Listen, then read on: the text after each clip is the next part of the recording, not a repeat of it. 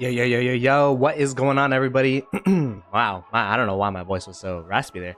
What is up, everybody? Welcome to yet another Ploto Gaming live stream, where today we are going to be going through our KvK matchup. Yeah, I know it's a bit of a surprise.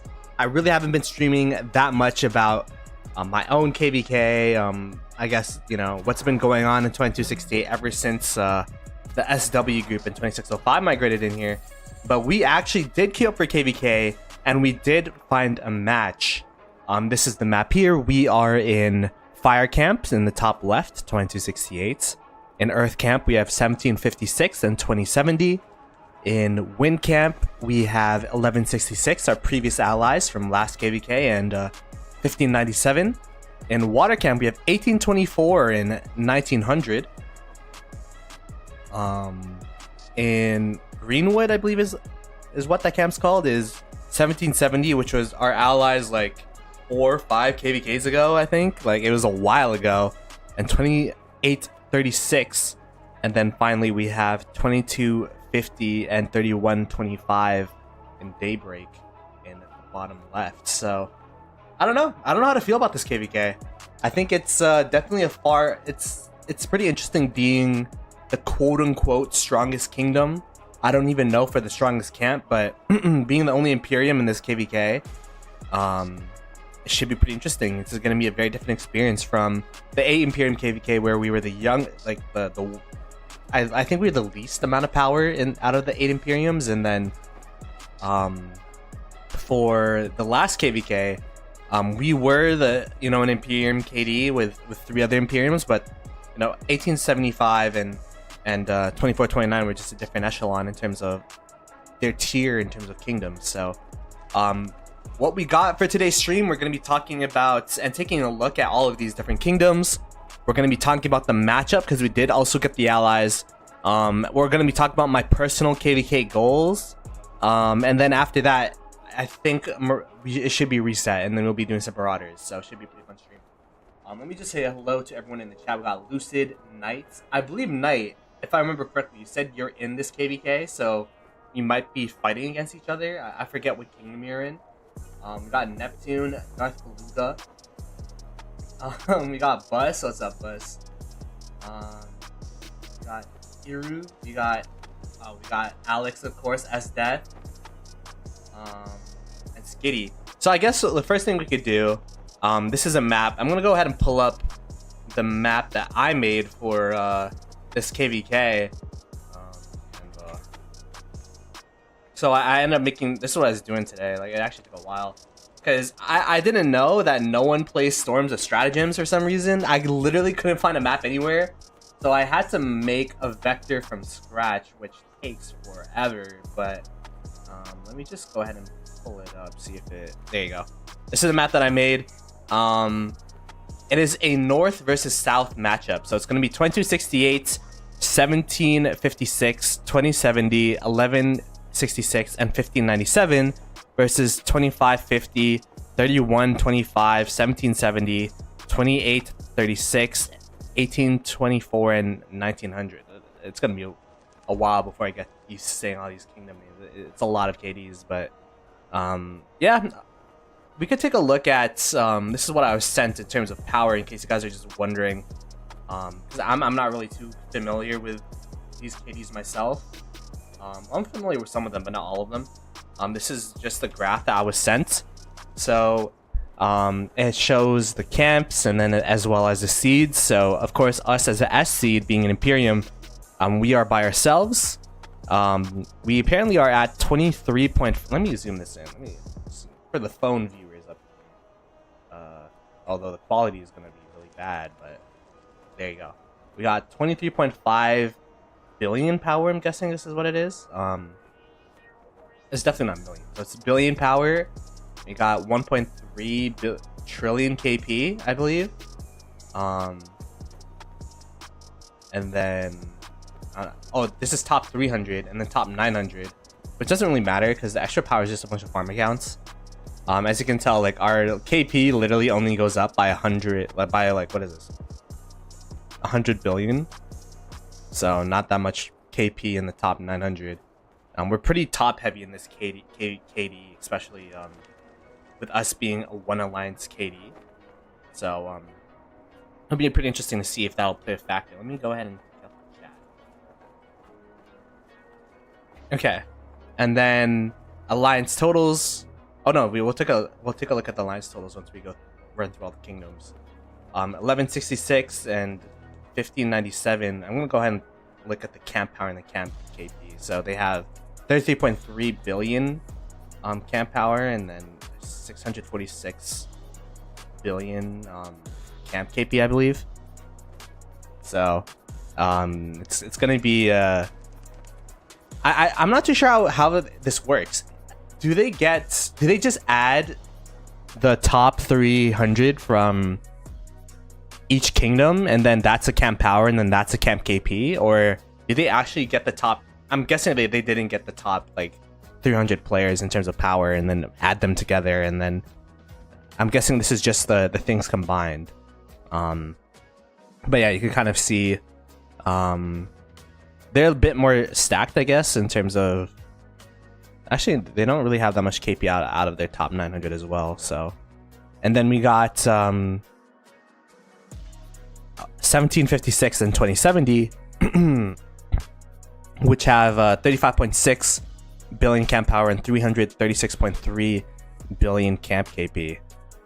Overall, we have 146 billion power and 2.4 trillion KP as, I guess, an alliance. If we go ahead, I'm gonna take away the Ploto head real quick.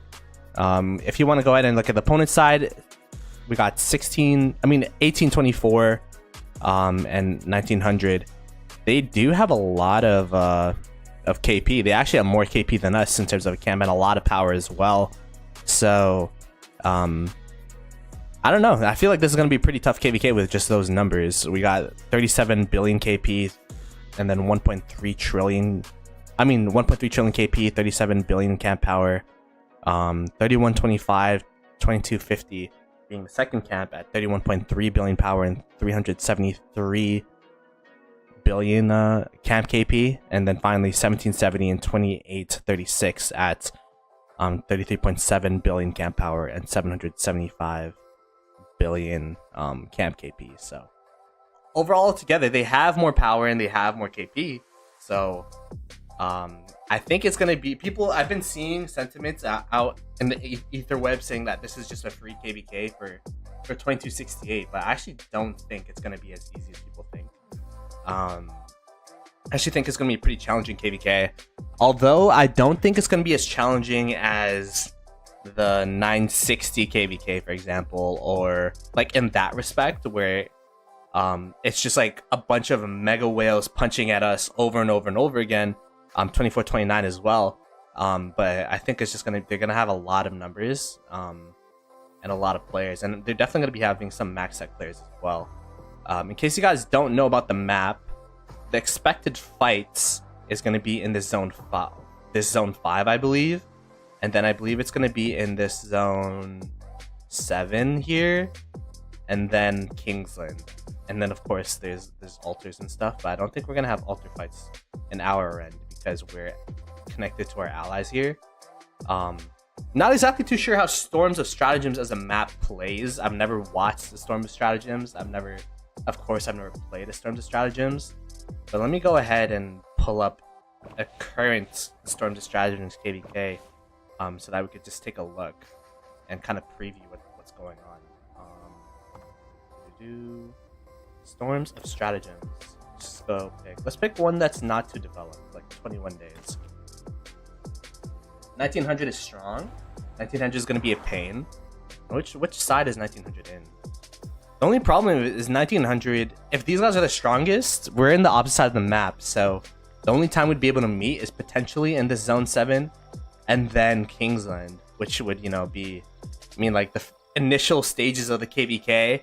Like my spending brain's like, yay, that means I don't have to max Conqueror's Wills over and over again, but at the same time, that means we'll have less of an opportunity to get KP until later on into the KvK. I think it'd be really fun if Daybreak fights us in the Zone 4, but I don't know if the Zone 4 really means anything, or if it's kind of like a useless Zone 4 that Heroic Anthems and Tides of War has. But you can kind of see the vibe with this KvK, where you know, we'd be in this top left zone. The first fights in this past 4 would be in this zone here, and then it would be against Daybreak in the bottom left. So that means, you know, we would have a potential fight in this area here. This is going to be a safe zone for us when Pass 5's open because we have allies here. So we don't have to worry about that. This is going to be a safe zone for us. Then once Pass 6's is going to be altars, I believe, and that's going to be safe as well. But then once we get into Pass 7's here, this is where it's going to be, I believe, what is going on in this KvK? These guys just got locked? Is that what happened?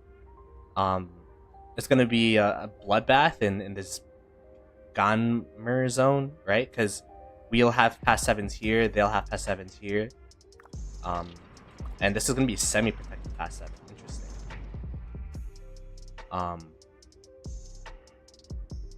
Right? Is that how it works? Yeah, this is Pass 7's. And then I'm guessing like you kind of fight in this Pass 7 area so that you could fight for spots in Kingsland. So you, like, if you lose this Pass 7, then you lose the Kingsland passes. So you kind of want to win as many sides as possible, or Pass 7 sides as possible, and there's going to be 2. So for us, that means this area, it's actually pretty funny because all the fighting areas are actually like stacked on top of each other for us. It's going to be here, here, and here. This being Kingsland. This area, it could potentially be a 1v2. Is it going to be a 1v2? If we were to, for example, if we were to go into this area by ourselves, and this middle camp, Earth camp, were to go to the right, and then these two would go to the left, or maybe, I'm not exactly too sure what the situation would be. But I don't know if, what is this, Pass 8? I don't think we're allowed to go through here, to go through this pass. I don't think that's a thing. So, because if I look again, these Pass 7's are semi-protected, which means passes can only be attacked by alliances of this camp's kingdom. So, that would mean this Earth camp could only take this pass.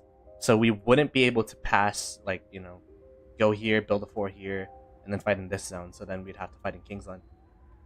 Huh. I don't know how the KvK is going to go, but hopefully there's going to be fighting. My hope is we have a Zone 4 fight, we have a Zone 7 fight, and then we have a Kingsland fight. But I could see a situation where the first fight we have for the whole KvK is going to be Kingsland. I heard the Diplo agreement was a Zone 7 will be a 1v2 with us. Okay. If it's a 1v2 in this area, I feel like it's going to be a pretty fun KvK. If we're able to 1v2 in this area, I feel like it'd be... One, I think we're going to get overwhelmed. Not going to lie, like a 1v2 in this situation would be crazy. But I feel like it'd be a pretty fun challenge. Who's Zone 7? KvK's already...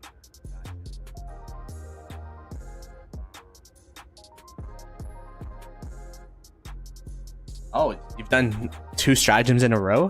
What do you think of what do you think of stratagems KvK? Is it a fun KvK? Like, is it a fun KvK mode? Like, would you play it again? I mean, you played it twice, so obviously your kingdom, you know, fancies it, but as an individual, like, do you see it as a fun KvK mode? From what's the farming? From Nile to Strife of the 8. How much fighting is there? Stratagems allies are always predetermined at the start of the map.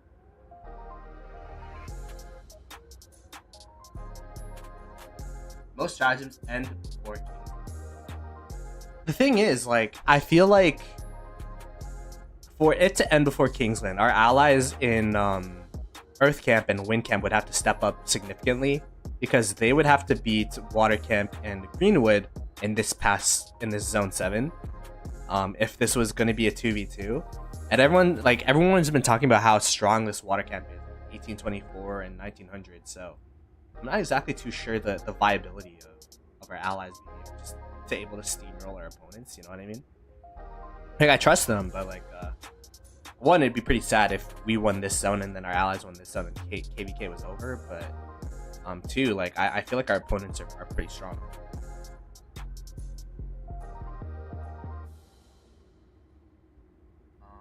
Let me see. It might be over.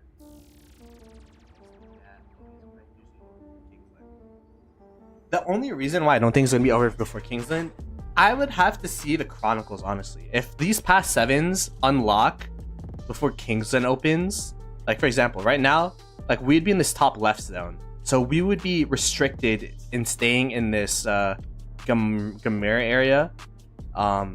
If these past sevens unlock, or these past eights unlock super fast, and then we could head over towards, yeah, that would be so far away, man. Actually, that'd be so far away. We head over here, but then we wouldn't even be able to get into this area because there's no past 8 in this area. So we need the past 7s to be semi-protected, and we'd also need the past 8s to open, or the past 8s to open, and then we'd be able to get in this area. I don't know. Like, if I'm in this top left area, would I be able to go to this? Here, wait, let me. It's easier to visualize here. If we're in this top left area, would we be able to go to this zone 7, or is it just you can't?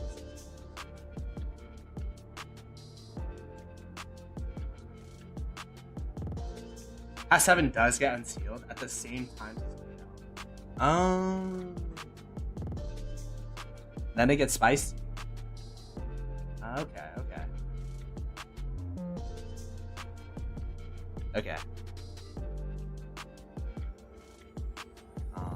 Yeah, appreciate it, Buzz. I was gonna go over the schedule after. I guess it's appropriate to go through it now.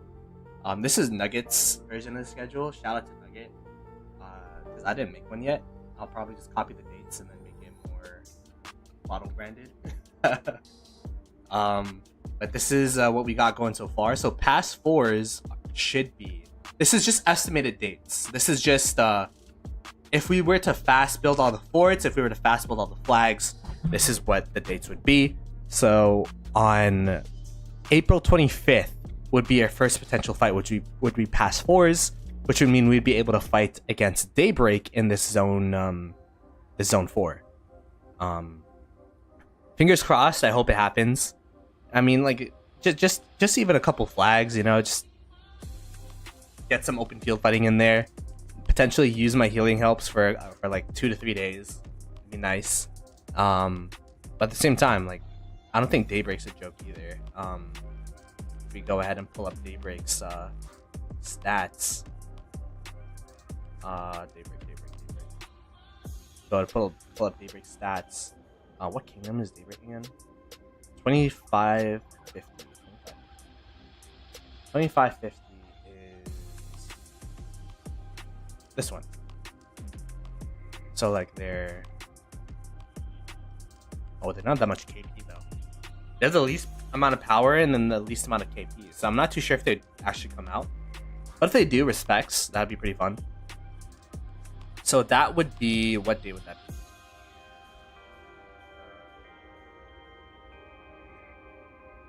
That would be on April 25th. Past 6s, which would be altars. I don't think we're going to be having an altar fight really because we're connected with our ally. But altars would be on May 1st. Or the pass is open at May 1st. The first altar would be May 3rd. We got past 7 at May 8th. So that would be the zone 7 here. So May 8th is going to be a very important date. Definitely going to be, I'm going to be streaming all of these dates. If I'm actually going to be streaming a lot this KvK. Gonna go back to the old Ploto branding of like just barb chain streaming and all that kind of stuff, because I do want to hit top 20 in this KvK, and that's going to be brought up in the personal goals. Past 8, which I believe is going into the other zones and stuff, is going to be on the 19th. Whoa. It's going to be on the 19th of May. So it's gonna be like a full week and a bit. It's gonna be 11 days before we could go through these past 8s over here and over here and over here. And then apparently Kingsland and past 7s open at the same time, which is gonna be on May 22nd. So May 22nd is gonna be the Kingsland dates. Feels like forever, but that is gonna be the KvK, and I'm looking forward to it. It should be a fun one.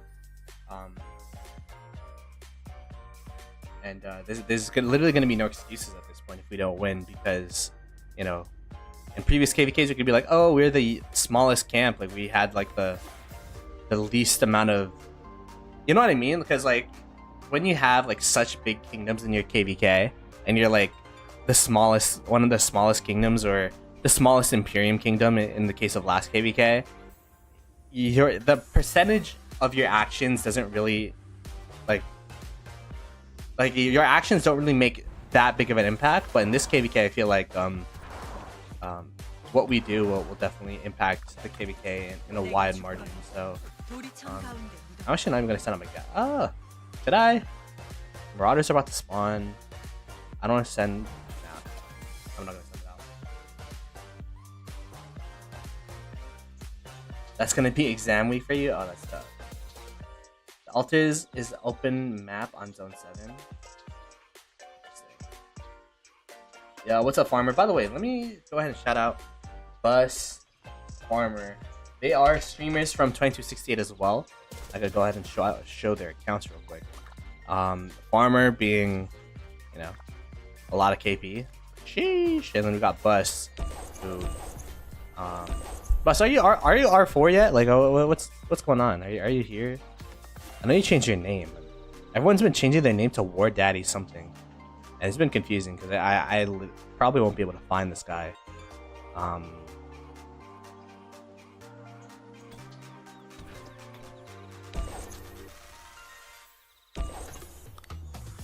Yeah, I don't even know what power you are, bro. What power are you?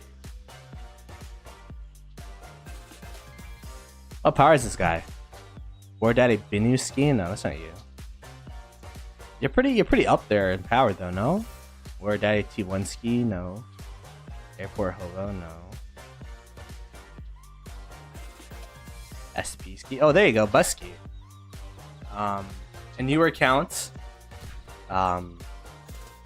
But there you go, Mr. Coach himself.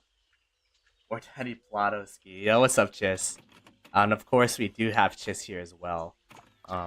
First KvK playing along. Well, we were allies one KvK, but first KvK being in the same kingdom, so it should be pretty fun. With him around as well.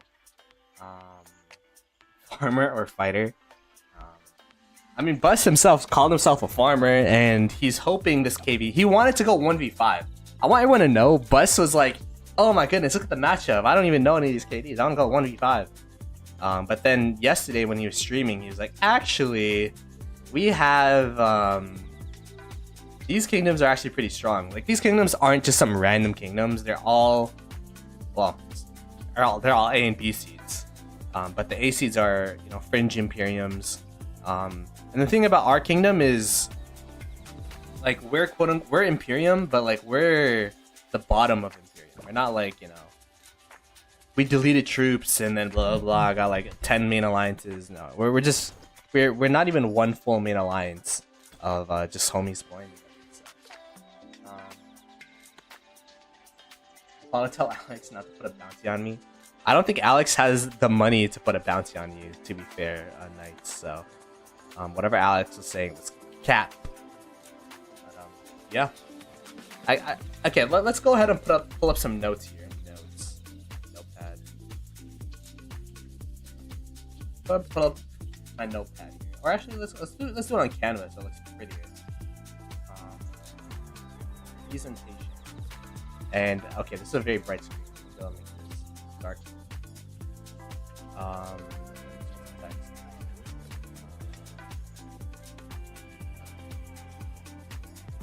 My KvK goals. Alright. So, this is what I want to do this KvK. I think Man, it really depends on the amount of fighting. I don't want to do a KP goal because I don't know, like how much fighting do you guys think there's gonna be?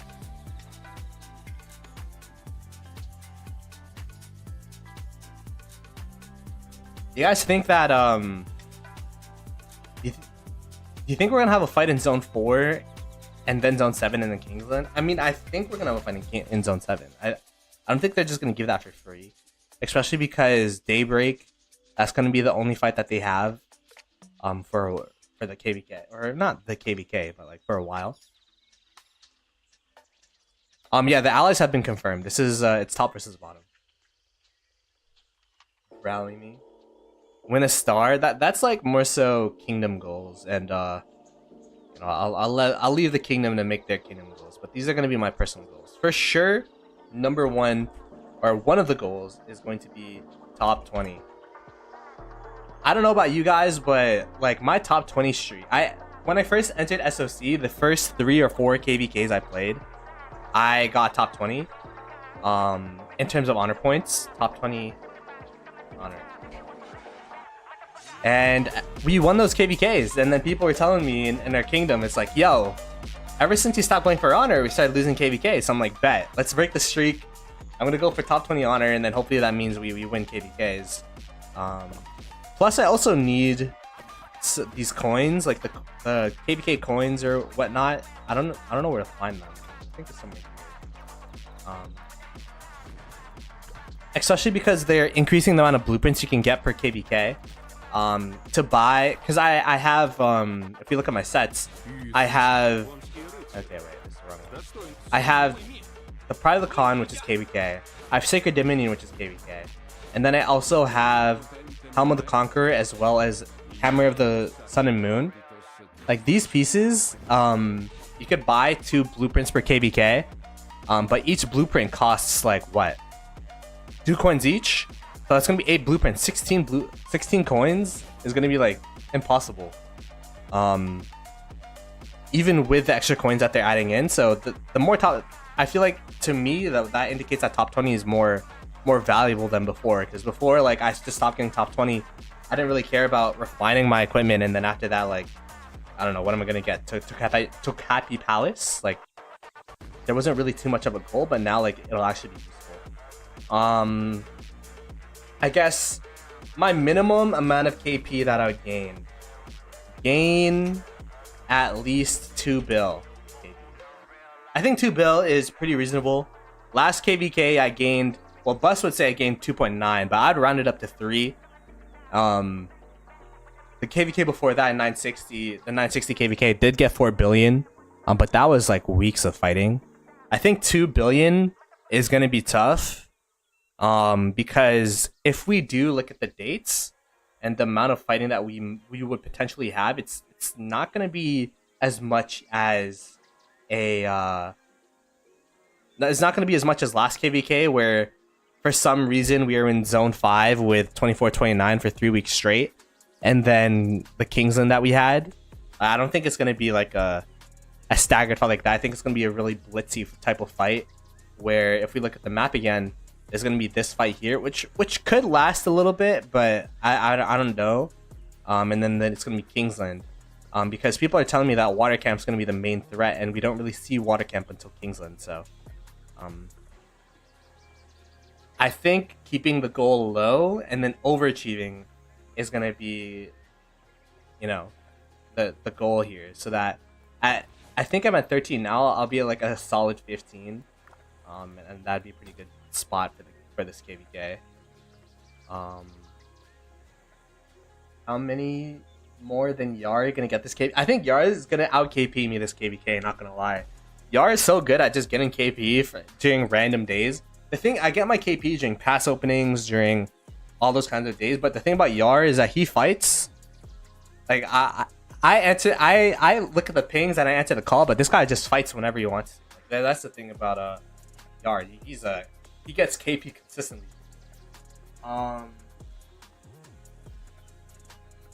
You can get 8 coins. Okay, so I'd be able to buy half of the blueprints. Yeah, has so many resources. Yeah, I think it's like 40 farm accounts. What would another goal be? Top 20 honor, gain less 2 bill KP. What would another goal be? Honor, KP. What else is there to do in KvK?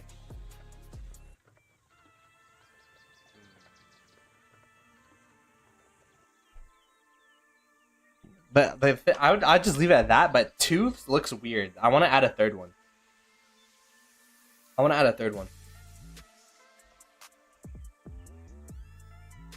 Deads. I don't know. I'm not really a deads guy though.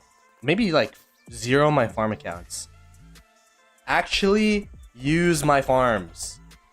The thing is, whenever I stream, I always like hyper focus on my main to the point where I barely use my farm accounts. I mean, last KvK I was able to get like 2 million on each, but I still had troops to kill by the end of KvK, which was a sad part. Because Kingsland last KvK was really interesting, where we weren't really getting attacked that much. Well, during our downtime we were, but I'm sleeping. But it was a lot, like when I was playing, it was a lot of just birding the water camp of that KvK. It wasn't like defending that the 1875 side had to do, which was, you know, 24-29 was just blitzing them over and over and over again. I think this is a solid amount of goals. Top 20 honor, gain at least 2 billion KP, and actually use my farms. So yeah, that's gonna be my KvK goals, and hopefully someone can keep me to this. Get imprisoned, yo. I'm not Gains Gaming where I'm taking a rally for money. That'd be crazy. I don't have a garrison. That's a problem. Like what would I use? Flavius? Flavius CPO? I don't know. But yeah. How many flags are you gonna build on for the KD on the stream, this KvK over under? I think it's under 0.5. I don't think I'm gonna build a single flag on stream. The reason being is, you know, now that we got the 2605 group, hopefully that means more people could build flags. Because I don't know if you guys know, but like, I don't know why. The only time they make me build flags is during Kingsland in KvK when I'm streaming. Let me turn on the light.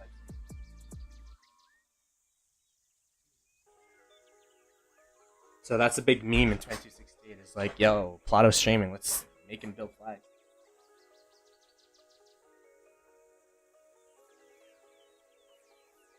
What's a good garrison to random TP in contested zones? I mean, isn't the main garrison right now just Heraclius YSS for cities? But the best garrison is staying on territory, of course. But Heraclius YSS is a good garrison.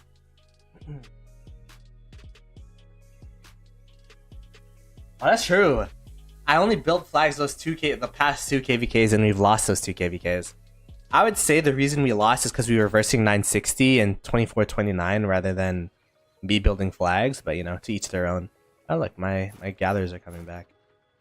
I'm gonna be doing marauders as soon as reset hits. I think it's gonna be marauders. At least that's what it'd be really awkward if I'm just like sitting here twiddling my thumbs, wasting time for 24 minutes, and then there's not gonna be marauders. Oh, what's up, Genie?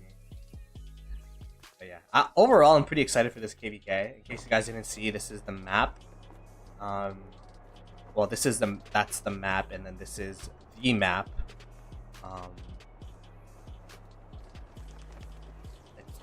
It's hopefully gonna be fun KvK. It's hopefully gonna be a fun KvK. I think it has a lot of potential. And I actually think it's not our KvK to win. Like, I don't think it's gonna be a free win whatsoever. I think it's gonna be. I feel like if our opponents really, you know, focus and hone in, work together, have a lot of cohesion, it's gonna be a tough one. But it really depends on the cohesion that we have. Oh yeah, Marauders will spawn around 1 ETC. Oh yeah, wait, I forgot. I'm supposed to go through these kingdoms that we're playing with. Let's go through our allies first. Actually, let's go through our kingdom because we're here. This makes sense. So this is our kingdom. I could actually go through the rankings itself. So this is us. We are at, oh wow, we're almost at 15 billion. Yo, we are fat. My goodness. 15 billion. I think that's like, I don't know what the highest SV's ever been at is, but that has to be close. We're at 15 billion in terms of alliance power. Alliance kills, we're at 1.1 trillion. Individual power, I'm at 91st, which is pretty crazy. We got Fluffy Pony, we got Addy, we got Peacemaker, we got Panda, PJ, the heavy hitters up here, Wardai Chatsky, Chisco. And then, you know, you can scroll through. How many 100 mil power players do we have in our kingdom? We have 35 100 mil power players.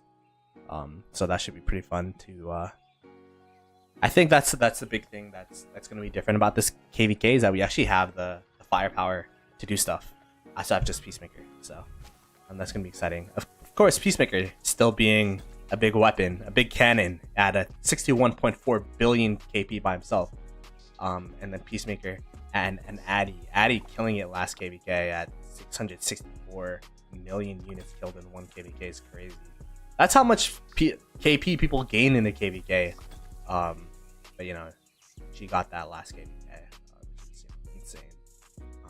I'm up here in 21st though. You know, no slouch. We up here. I only got 212 against 960 2 KvKs ago, but we're making progress.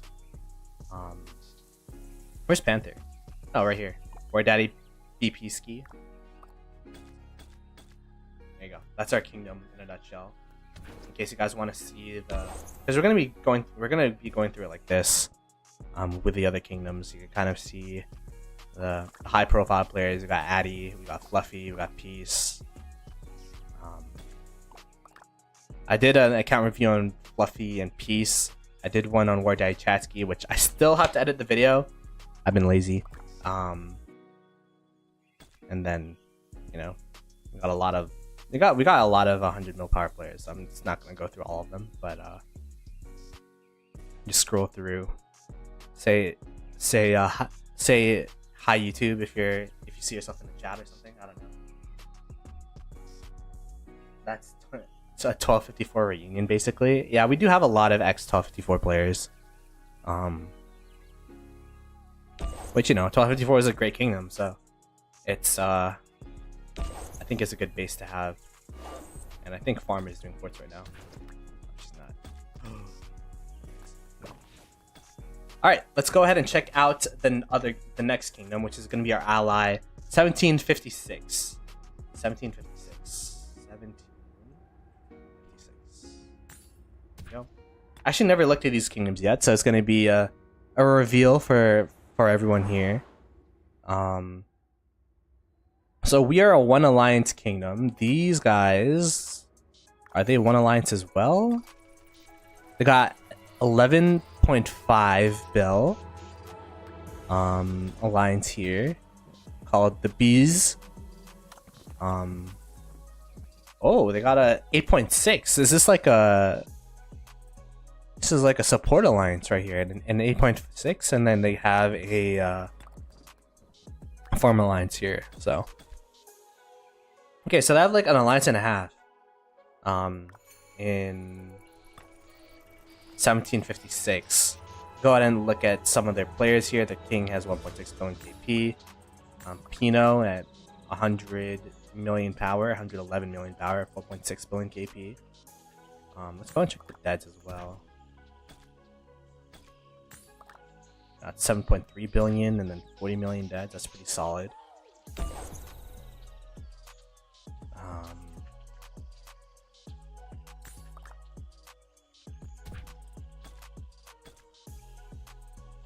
Gonna look at the 100 million power players to see how they see their stats. I guess the thing is too, there was a zenith of power that happened between our off season and KvK, so that could be a factor as to why some people are inflated. At least I think that's, what was the skin again? I forgot. Oh, it's 50, wasn't it like 12% all attack or something? So, like, you know, some people want to push for that skin.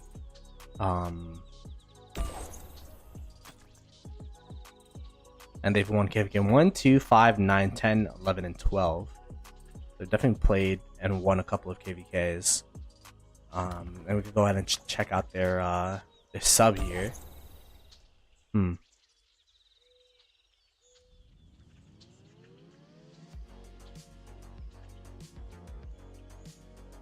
200 billion KP. Yeah, I mean, I would be curious what their highest KP power, their highest KP player is in this KD. I don't have an account in this KD, so I actually don't know.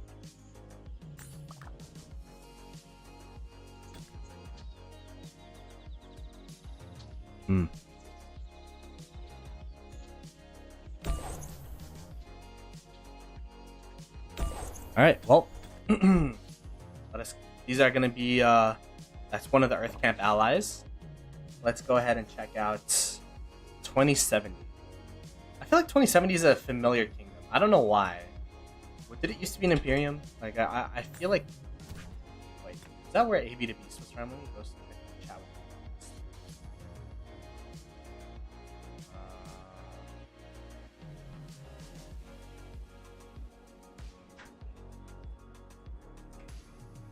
Let me.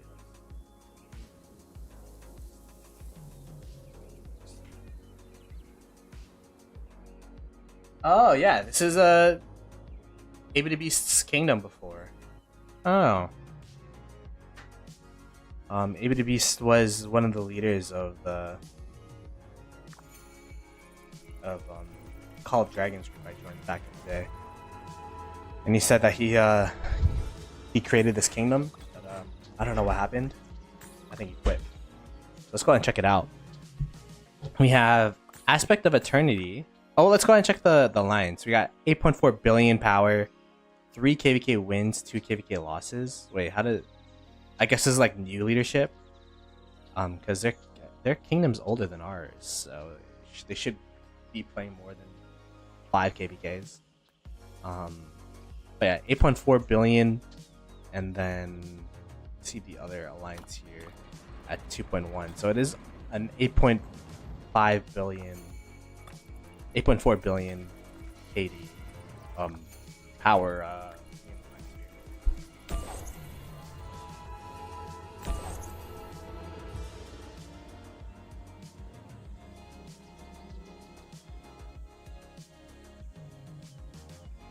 Let's pick some random players, see the KP.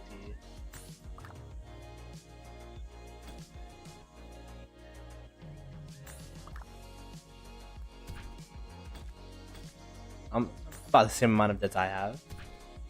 Guy has more deads than me, but it's an older account. Aid the Survivor, 50.5. Interesting.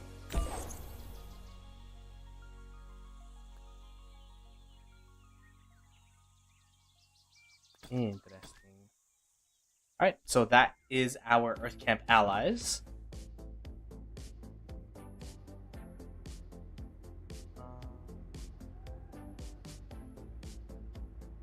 Well, we got 1166, which was our allies from last game.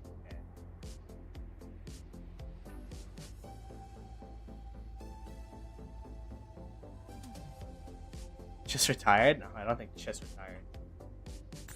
1166. They did a pretty solid job in Kingsland. They were our campmates, our first ever campmates, and well, outside that Nile KvK, first ever real campmates. And you know they did a pretty good job. They were able to push water camp when they needed to. They were able to hold against 24-29 semi decently. So yeah, let's go ahead and check these guys out. Got 12.2 billion power as in the main alliance here. I believe they're 2 alliance kingdom if I remember correctly. Maybe not. Maybe an alliance and a half. Never mind. I think they're 1 alliance KD. Yeah, they're 1 alliance KD. I believe their main rally lead was their main garrison was Dr. Win, 10.8 billion KP. you at 65.4 million dead, so pretty impressive there. This was one of their main infantry rallies, I think. Got Asura. Farmer Griff, I feel like, was also a garrison. I can't shout out everyone because I don't remember. I think Arctic was, yeah, Arctic solid as well. I think he's also still in our Discord and chill sometimes. But yeah, like this is like a pretty solid amount of power. Like the KPs look pretty decent here as well. Frisky, I believe, was a rally lead. Farmer Frisky.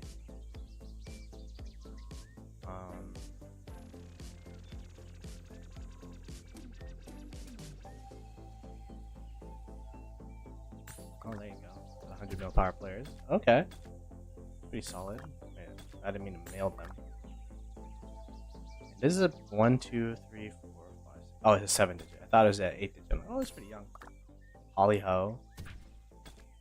So, like, they got some firepower up in here.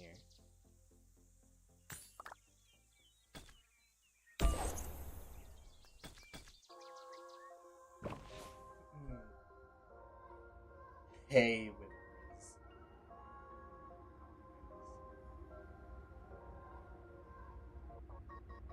Oh, we played off of the second alliance. Okay, okay. Like it was a shell that we're using. Gotcha. 1597.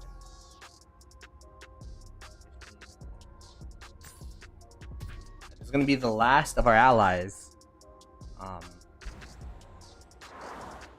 It's definitely, these kingdoms are definitely different from the kingdoms that, you know, we've been playing with in past KvKs, but I think that's gonna make it more interesting. RXW. It looks like this is their main alliance here. I mean, I think these are the B seed of, because it's an AB combo for the other camps. So I think this is going to be the one main alliance here. Got 9.4 billion power. Oh, but their R4s are pretty powerful here. Got the king at 105 million power, 7.6 billion KP, 21.6 million deads. We got Aurora Q at 2.8 billion power. I mean 2.8 billion KP.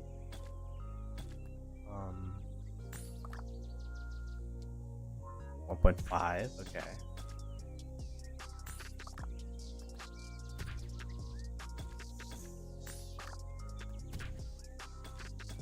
Okay. A lot of powerful players, so Lord Teddy.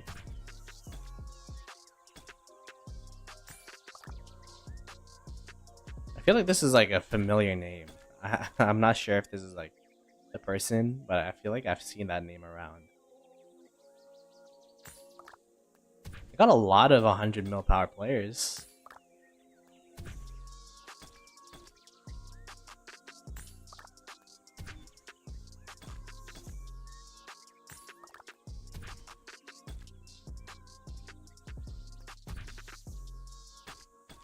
Okay.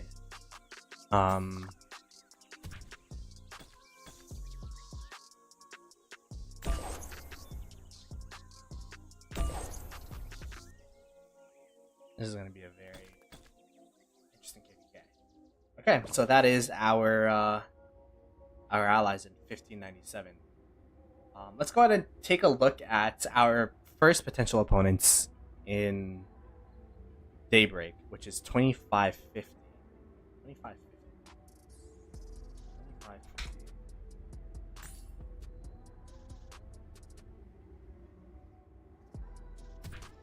Why is 1875 not in this KvK? I'm not sure why they didn't get matched. Kind of.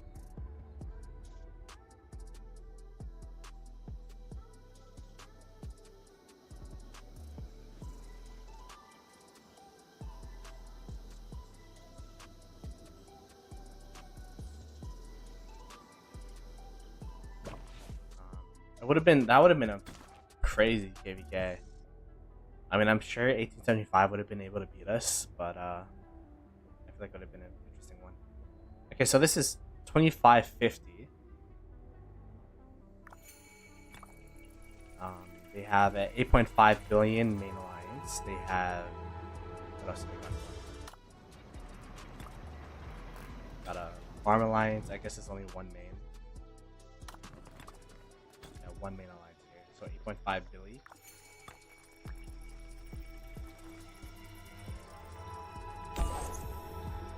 I think it's really interesting seeing the different seeds. You know what I mean?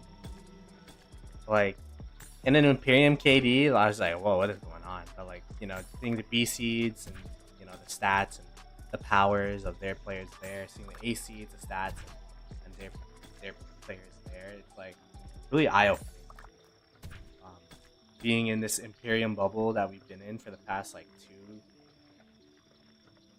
more so the past 3 KvKs, if you count the 2755, 1671 KvK that we were in after the Nile. I mean, before the Nile. I think it's pretty interesting seeing the average stats per player in these kinds of KvKs.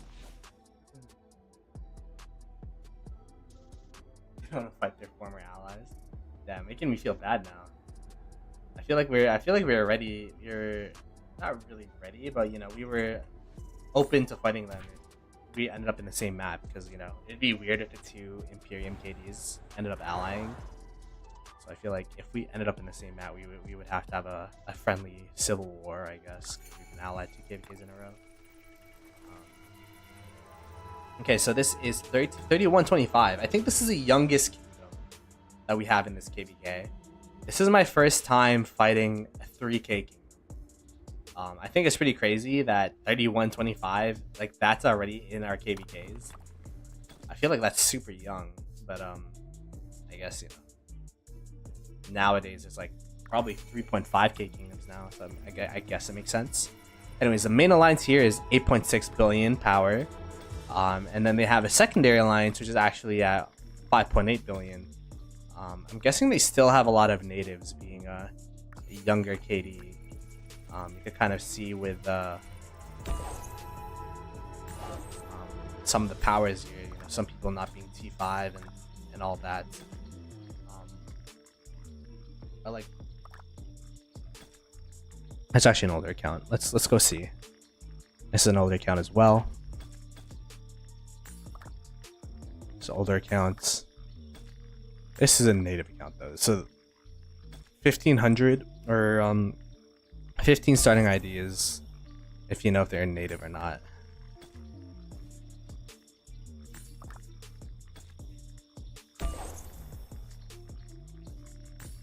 Oh yeah. You could see who the natives are based off not having T5. And that's a native as well. Yeah, are these guys fresh out of KvK 3? No, wait, they have to be fresh out of KvK 4, right?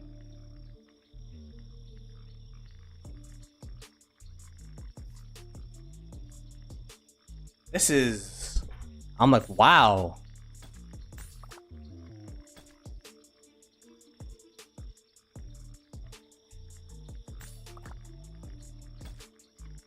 Oh, wait.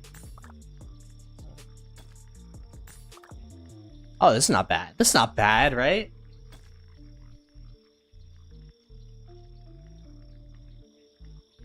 Damn, Buzz. I don't know. Maybe we were too rude for the younger accounts in Farmer vs. Fighter last week.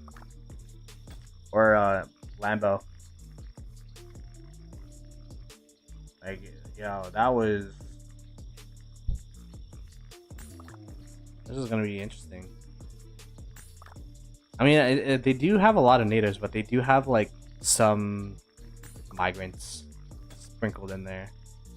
Oh wait, this was a native. Oh wait, or was it this one? I thought I saw. This is a native. Okay. So yeah, that's their main alliance, and they got a support alliance here. I'm guessing this is like their F2P natives. Yo, is this the same one? There's no way this is the same one, right?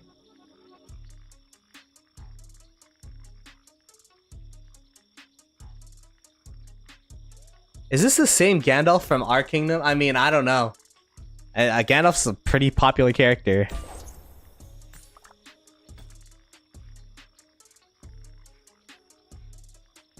I don't know. Like, does it someone... is Gandalf still in our kingdom? You know, not gonna lie. It does look kind of juicy. But at the same time, like... I don't know. We'll see. Well, I'm excited to see what Daybreak can do. As we said, we potentially have a fight with these guys in this zone 4. So you know, fingers crossed that happens. But yeah, these guys they're very young accounts. So like, you know, to be fair, like in my 5th KvK, did I have T5? No.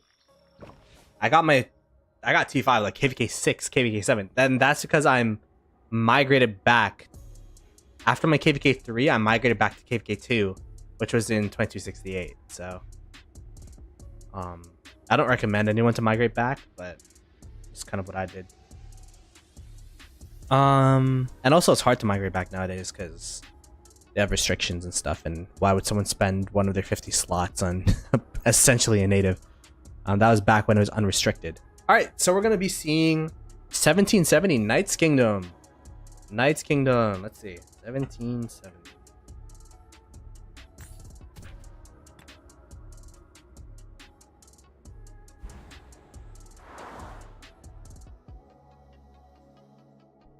I wonder if they'll come out. Hopefully they do. Hopefully they do.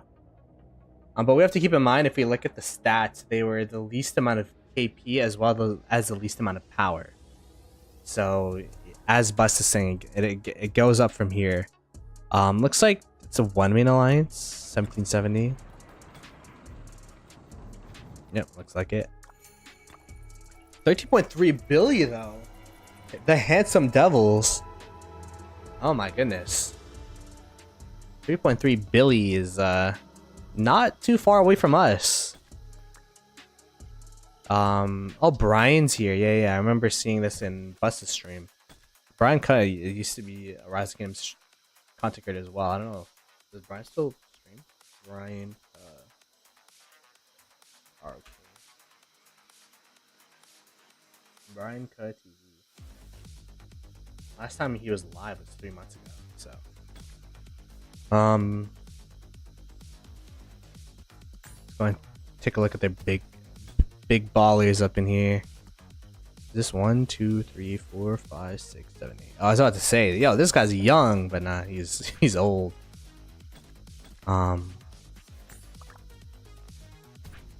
It's crazy how much an additional digit does to your account in terms of perception.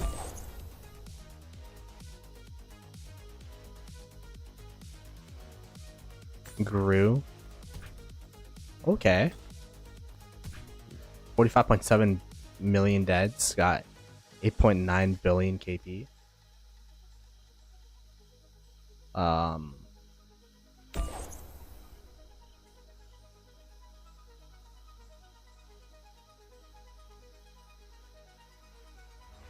Wait, where's Knight? Wait, what's Knight? What's Knight's account in this?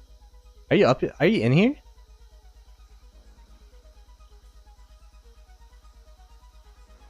I don't know which one you are. Algebro has a rally. Well, okay, I don't know if I want to be looking at that. I don't know. I saw a bed. Which account? Hey, I gotta check the Ploto chat to see. Where are you? We were talking earlier.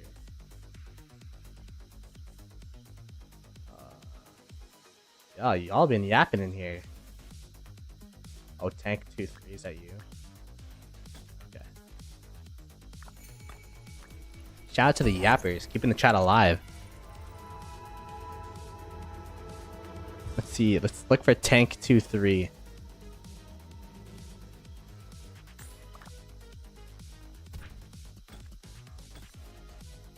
And these guys look pretty strong. A lot of power. Although this guy, 10.9 billion KP. That's like my first. I feel like that's the first 11-digit KP that we've seen.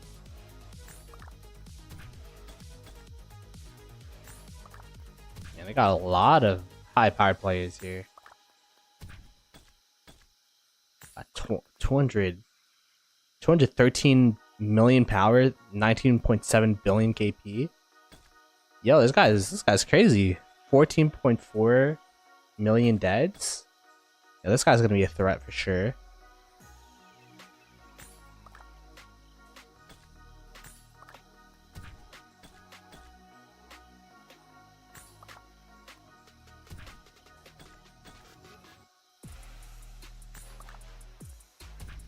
I mean, they definitely have some max tech players in here.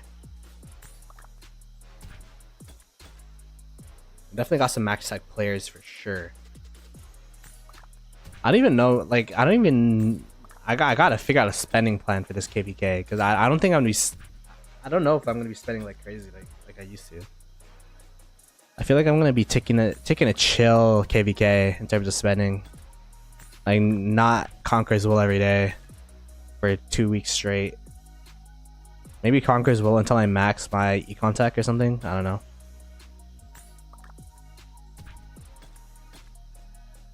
But yeah, these guys are, I mean, they are 13 billion power in terms of an alliance. So I definitely see where the power is at.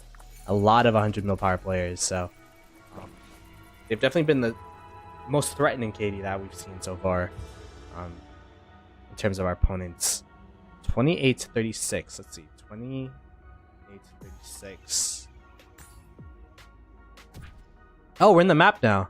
Nice. I don't have to like search them up anymore. Probably. I missed you. Oh damn.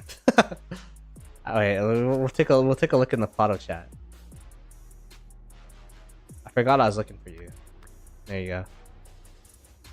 83.1 million power, 3 billion KP, and 36 million dead. It's solid. Rip Kobe. 1, 2, 3, 4, 5, 6. Okay. All right. This is 1770s Campmates. They got an 8.5 billion power main alliance. This is 2836. Still, I would still say it's a pretty young KD. I don't know if it's, maybe it's medium age now. I don't know. Maybe midlife crisis age, but I don't know. Still pretty young to me. 45.4 million deads is a lot.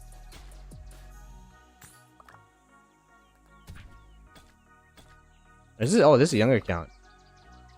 Yeah, this is a younger count. 1, 2, 3, 4, 5, 6, 7, 8, 9. So they're still getting fresh blood in here. So that means that their migration and their recruitment's, you know, active, and they're looking for new players. Is what that's indicating to me. They're pulling a Panther, just like messaging young whales and molding them to come to 2268.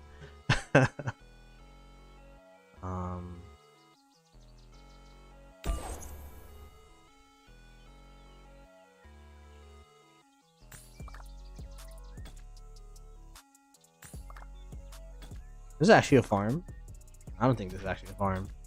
2.2 billion KP on a farm is crazy. But yeah, so that is 28. What is it? 2836. All right. Now here comes the threatening people. See, this is the kingdom that people have been telling, the camp that people have been telling you about, which is Water Camp. And 1824 is actually Imperium. Look at this. Oh, okay. Wait, I gotta change my map. I didn't know there's another Imperium KD.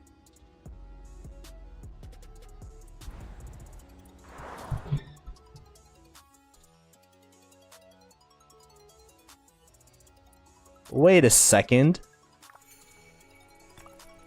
I got 12.3 billion on this alliance.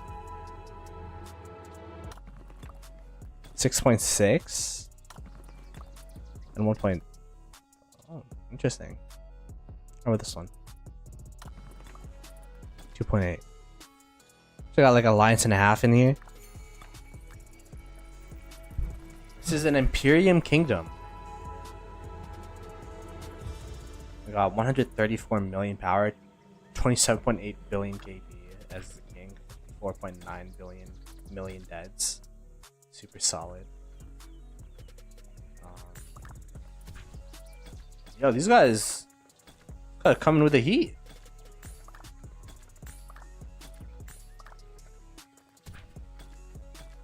Okay.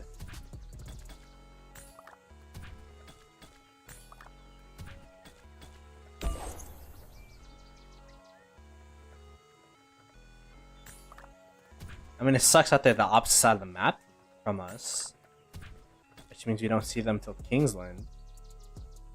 But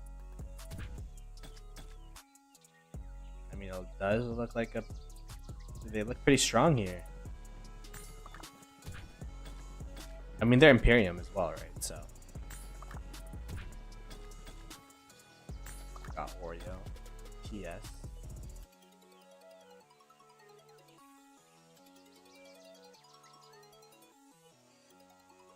They're in the last KvK as well.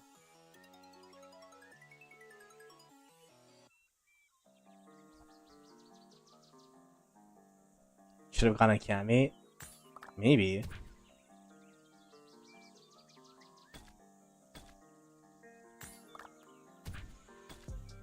But yeah, I don't know why we're considered S tier. Like in matchmaking, because for this matchmaking, you could actually you could choose your campmate. And for some reason we're considered S tier by the system, so it was like kind of weird. Oh, I guess we're S tier. Yeah, these guys have a lot of deads and a lot of stats, so they're definitely gonna be the king, one of the kingdoms to look out for. 18. Gotta put them on the list. And then this is the final kingdom of the KvK. We got 1900, which is 1824's campmates. Let's go ahead and see. Cool. They got an 11 bill, and then it should be a bunch of farm accounts, right? Because these are an 11 bill BC is pretty good. 11.4 billion power.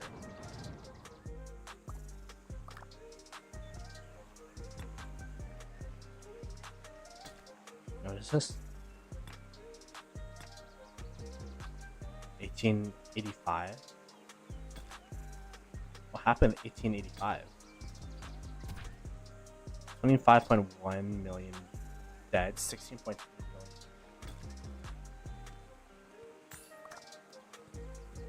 Oh, we have like the same amount of KP. Me and this individual. Got more deads though. Beating me in the deads.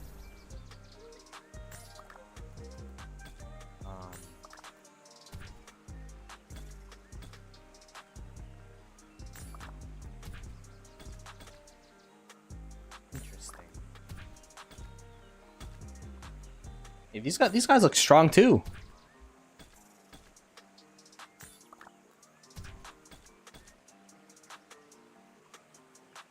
What is this? SW new project.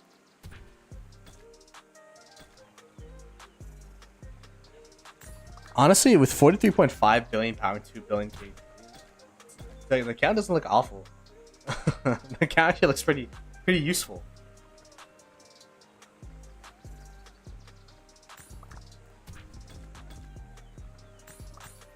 They wouldn't even be in top 350 for in 2268. That's the crazy part. Like they wouldn't have Imperium Burden. And these are gonna be a bunch of farm accounts. Okay. Interesting.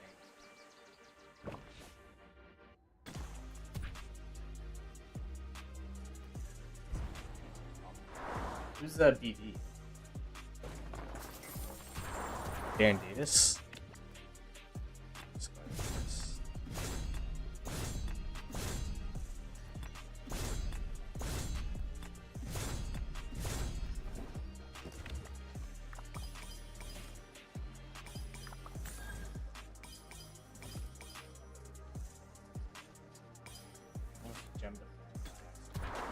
see if there's any events to do. Oh, we could still do Cordoba.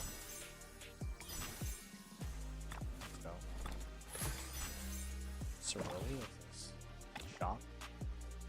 Does shop refresh? Wait, what? Ceroli's happening again? We got Ceroli 2.0? Didn't we just have Ceroli? Wait, I'm not tripping, right? Didn't we just have Ceroli?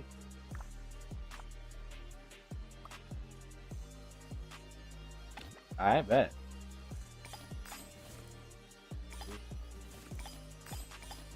Let's buy all this before it goes away.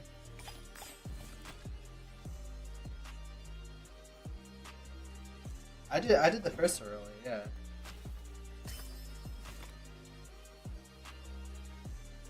Oh, I messed up last time, did it? Oh.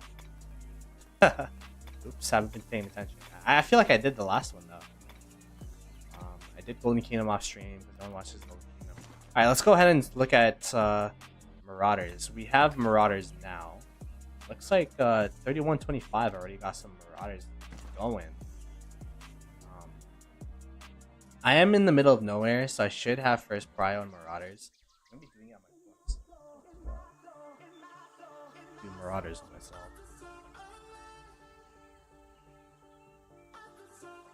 In case you guys are curious in terms of my count, how much AP I have, and the reason I'm doing Marauders is I only barb chain, so the amount of AP that I use is pretty minimal. So like, let me go ahead and calculate this. How much AP do I use?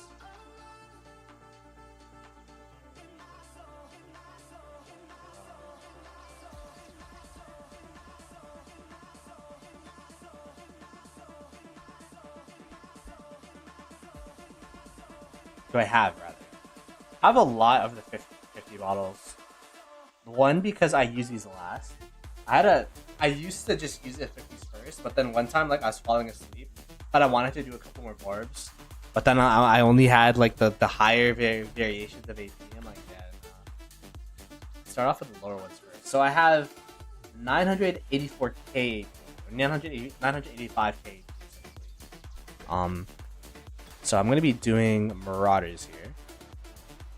I'm planning to do Marauders for like an hour, maybe an hour and a half. We'll see, and then we'll see what rewards and benefits we get off Marauders, because you know we did come out of 2 tough KvKs, so the more speed ups we have, the better. I mean, I feel like we're at a decent spot, but we could always use more. I think I'm at like, how many universals? I'm at like a 1k universal days. I think being comfortable for a KvK, like 1.5 to 2, just so we could just heal our hospital without the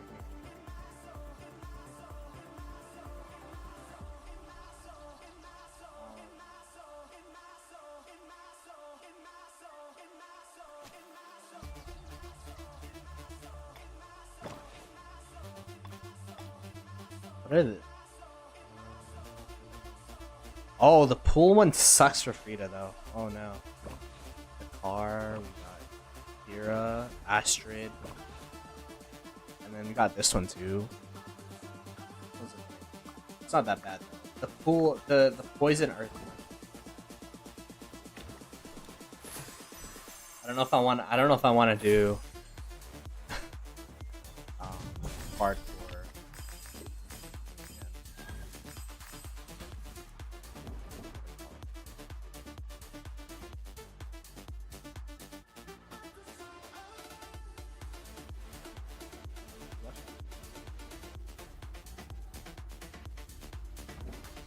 We'll see if it's 2 points. Oh, there are some Marauders in zone 1. I don't want to. I kind of feel silly to do so.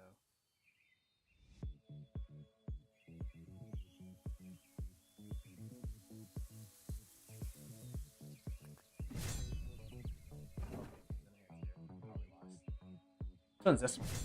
It's Astrid. Which one's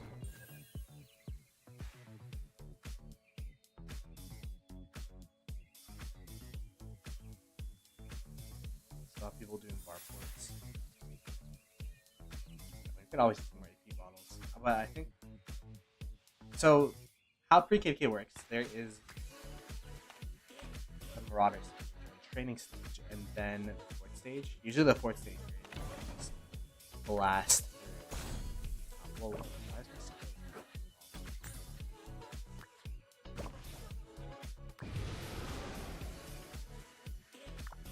此城危急存亡之秋也。国家安宁，乐无央息。Single target damage.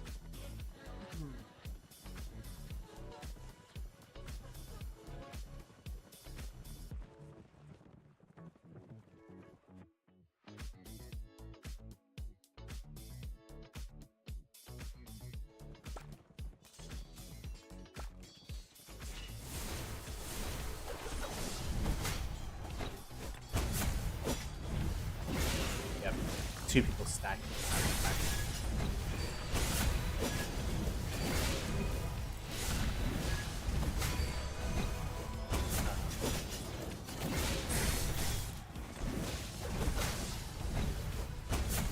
Stacks going.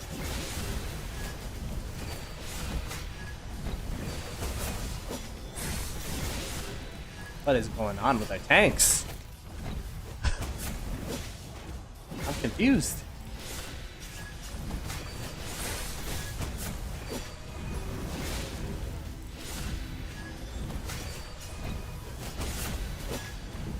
Ah, I did delay.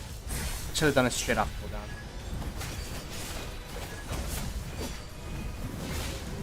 I might actually burst this. Oh god. Yo, bacon run! Oh no, it's not even bacon. It's devil. Oh shit.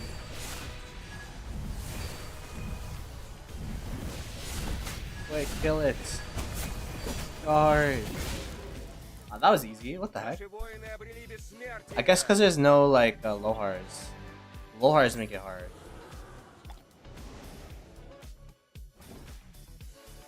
I mean, if I could do all of my survival before Marauder spawn, I guess that's about. Oh, this is Marauders. Okay, I'll catch you guys later. Alright, well, what are my bar marches anyways? So this account? I don't fly much at all. I think the thing that I used to do though was I liked doing double C with Richard. Sounds weird with T4. Double C with Richard, T4 cap. And it's full cap. The reason being is because double C with Richard, you just get there first and you just tank. Ethelfled doesn't have any healing, so let's go pair her with like, I don't know. Who has healing after battle? Guan Yu, maybe? Ethel Guan Yu. The fanciest robes in the world are only half. It's an experimental build right now. I'm cooking with sauce. Let's go have this guy with Nesty. How many T5 are there? Hold on.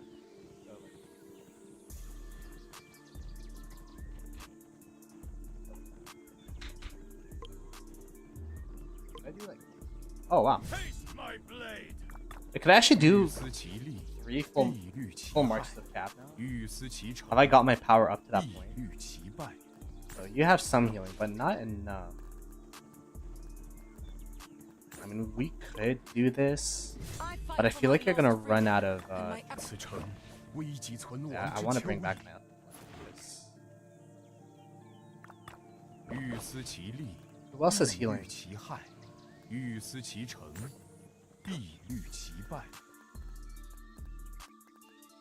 I think I saw like Freddy have healing. I think. Where is that guy? This guy? You have... Yeah. Oh, you have a decent amount of healing. Let's go add...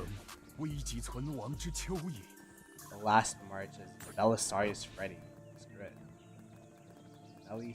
Belly Freddy. Non ab numero virorum, nec ab mensura corporis, sed ab bono anime bellum censebitur. and I don't know what my farm account will have, but I'll just bring up the presets that I have going on. 欲思其利，必虑其害；欲思其成，必虑其败。 Honestly, The still, daughter of a it's not king even that might big. not give way to such painful consequences. We'll take it. Okay, so this is our first Marauder. I'm guessing that means, yeah, we have like a little bit of a path here. Go here, then here, then here, then here.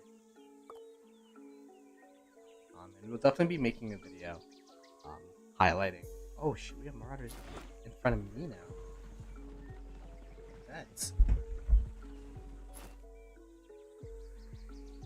Oh wow, we have a lot of Marauders here. Alright. So I got my farm account here as well. There's only 4 marches for my farm because the other one's at the gold pit. I'm too late to get back. Oh, this gold pit is good too. Okay.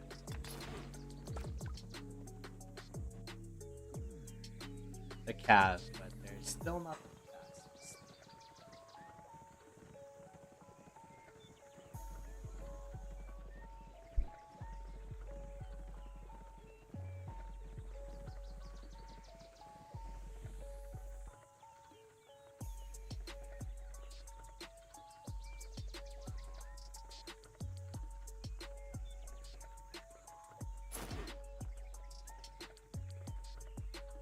Alright, let's go. I don't know why I made my farm count tank, but I did, so probably a mistake.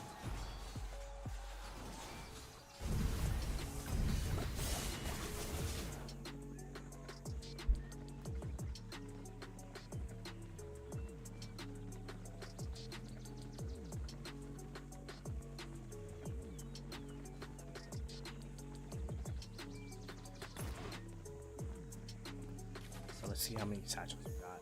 Got 4 satchels out of 5 is not bad actually. We shall take it.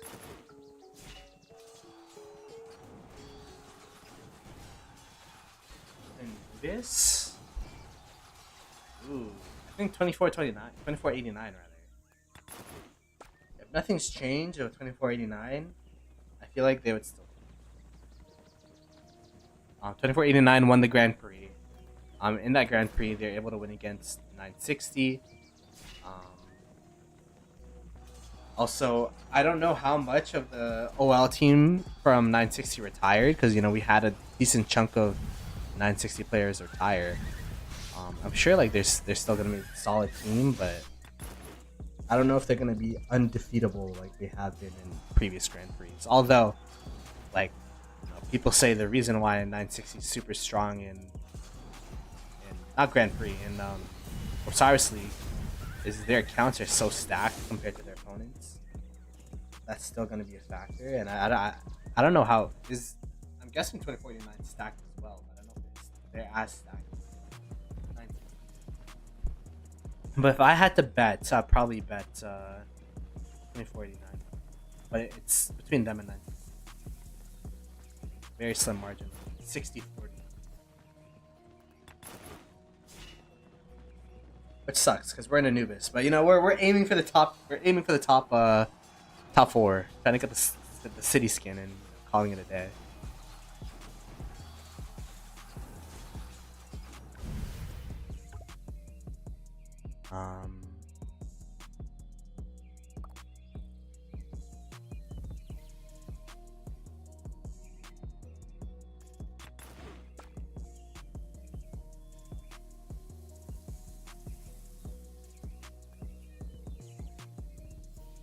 I should be casting for next season as well.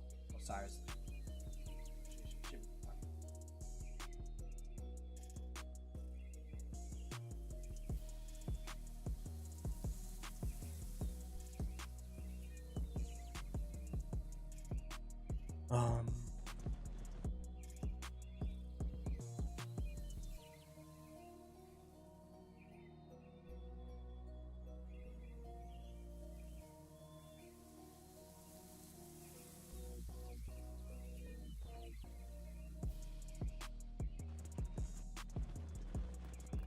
Let's see the rankings now. I think everything should have spawned.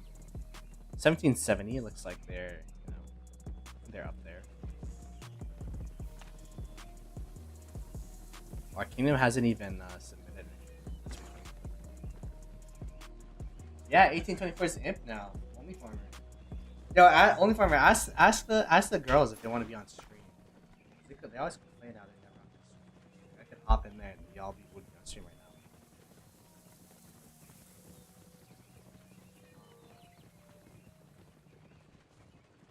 I gotta change up the map. Let me do that on stream so you guys see the process.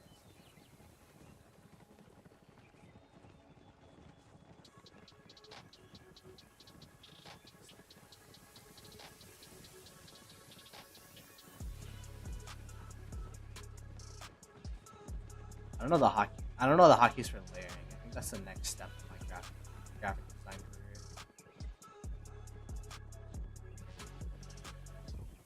Boom. Now the map is official.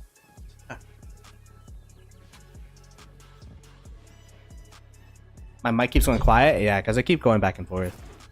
Thanks for the reminder. I gotta keep it in front of me. Should be better now though. Use their first AP pot.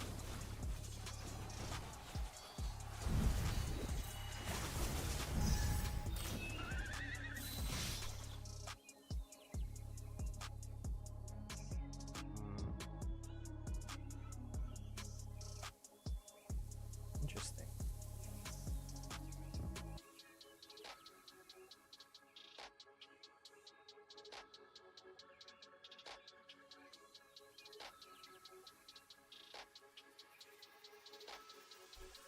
That's fine.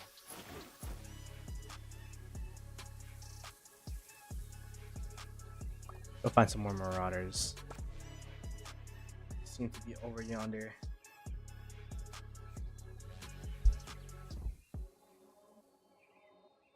I think my biggest marauder score is like 2 million. Like I've never been a grinder marauders, and for those that don't know, marauders used to be better. Like they nerfed it a while ago. But they're not as good as they used to be. Oh, we have mighty army.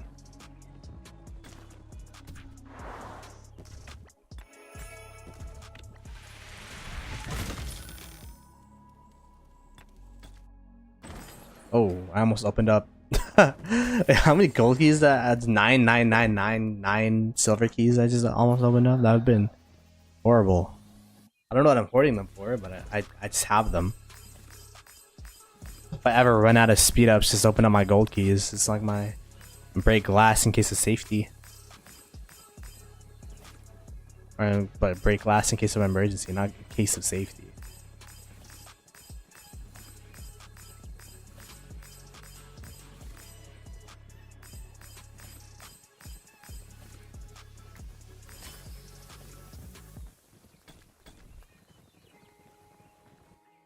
See, like my double C always gets there first, which is why I like having the Richard behind him. He just never dies. A solid strat.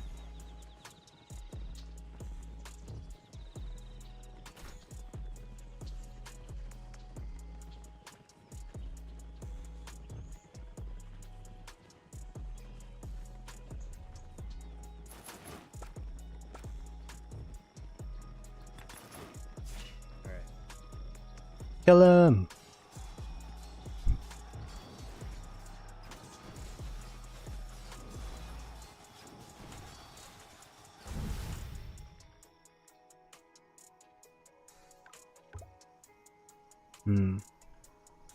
Barbarians.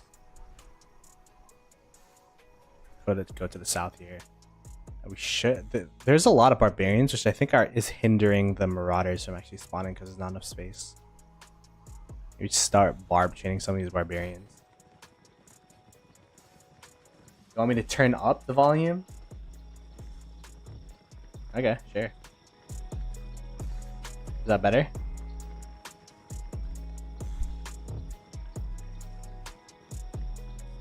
How much am I gonna push for marauders?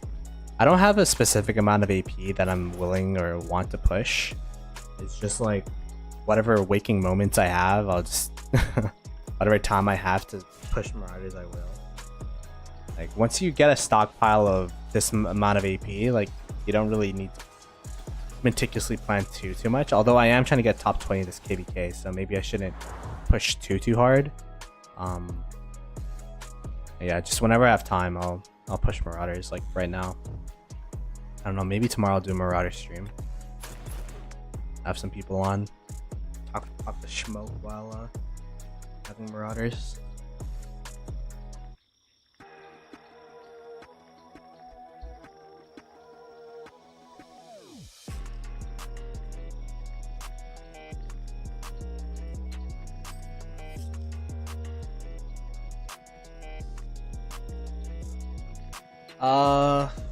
Wait, how much AP do I have? I have 984k. Well, I started off with 984k. I think I used 1k already, but you know, almost a milli. It's not infinite, but you have to keep in mind the only time I 5 march anything is for Marauders. Everything else, I just, you know, everything else I barb chain in KvK, so.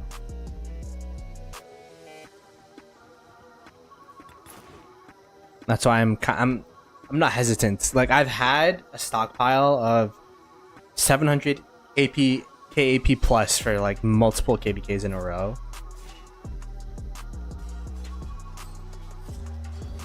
Like, I'm pretty confident in my ability to go top 20 as long as we win the KvK. That's the thing. As long as we win the KvK, I'm confident in my ability to go top 20 rather consistently.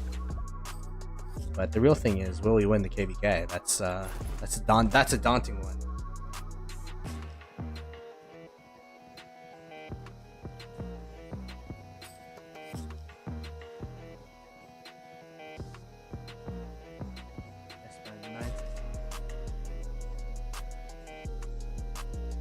They almost beat.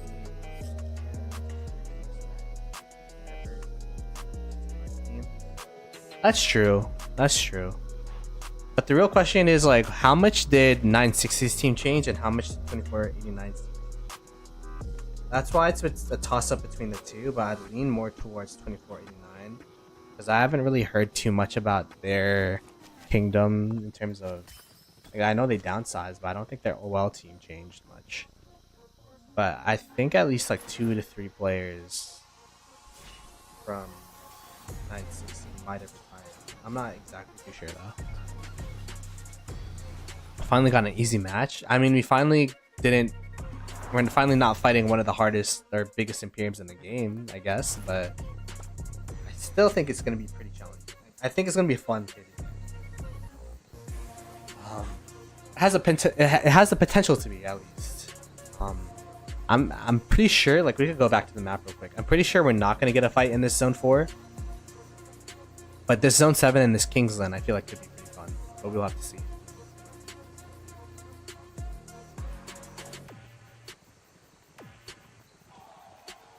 We're not even in the leaderboard for Marauders.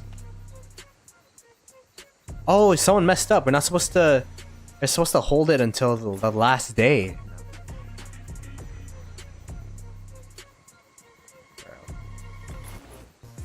I was gonna say old kingdoms don't even do Marauders, but the kingdom that's top right now is actually no. It's 3125 and then 1770.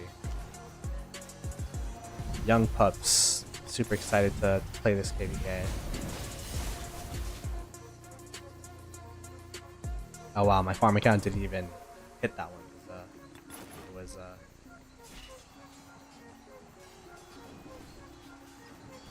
out of AP. I wish there was like an auto use AP, like, you know what I mean? Maybe I'll request that, Lilith. It's like if I hit something, like, just use my AP bottle. Like, you don't have to ask. It's like, oh, you're out of AP, but then it doesn't move. It's something small. I mean, there's bigger problems with Rise of Kingdoms than that, but I don't think I could fix those. Just keep rolling, I guess. Go this way. The Marauders are still very spread out.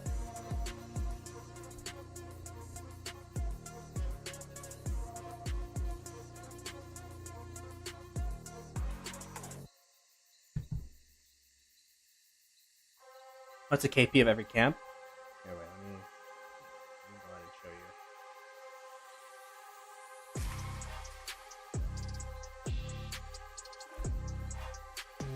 you. We showed this in the beginning of the stream, but this is what's looking like.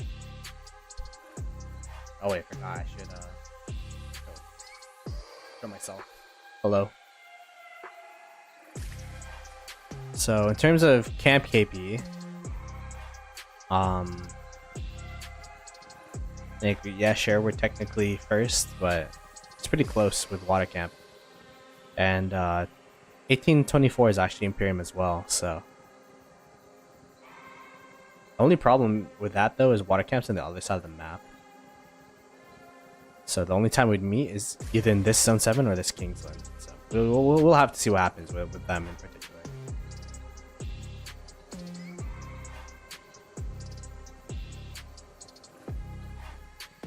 Oops.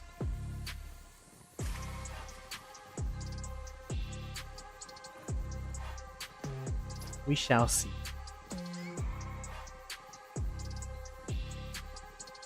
Honestly, I might be the only one in my kingdom doing Marauders.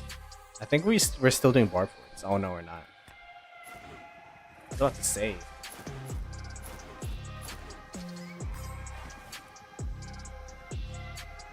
Let me go ahead and continue rolling this. Stall. Let's see if we get the 50. How much percentage chance is it? Right name. 5% chance for a 50.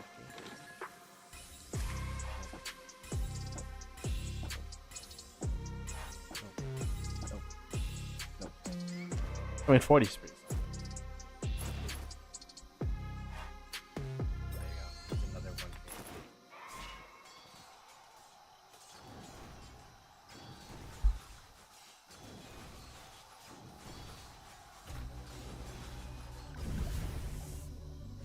Not gonna lie, if I wasn't streaming, I actually wouldn't even be doing Marauders. No cap. What would I be doing? Probably be like. Actually, maybe I would be. Maybe editing a video. If I was trying to be productive, I'd be editing a video. Still haven't finished solo leveling.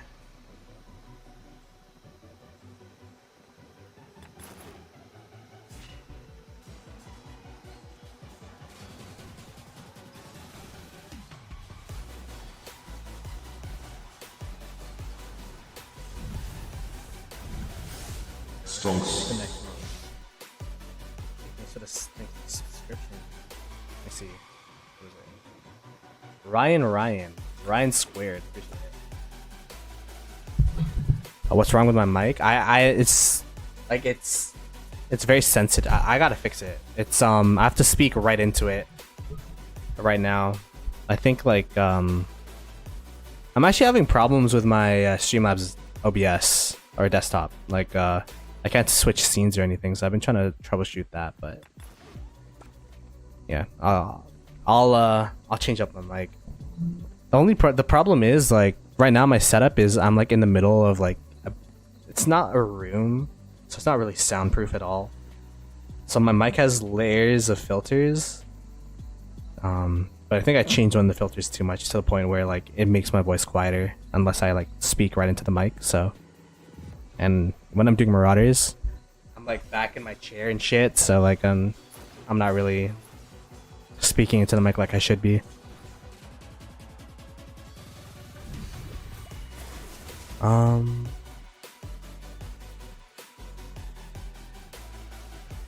what? Oh look, there's someone else doing Marauders. Or maybe they're just doing Barbs. Let's do a loop. I think the Marauders near my base should have spawned. Do like a loopy loop.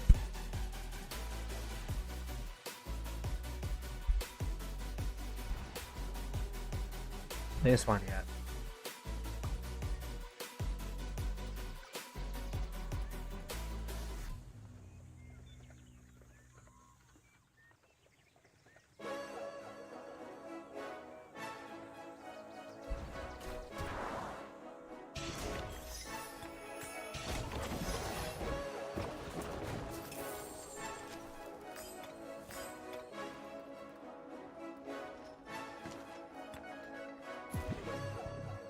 1 minute to walk. I was to say, could I do like a boss in the meanwhile, but maybe not.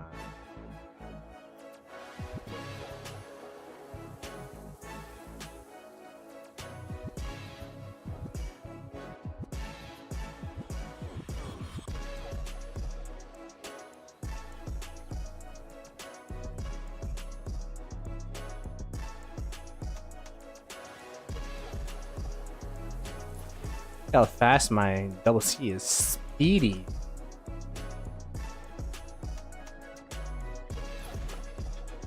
How many satchels do I have?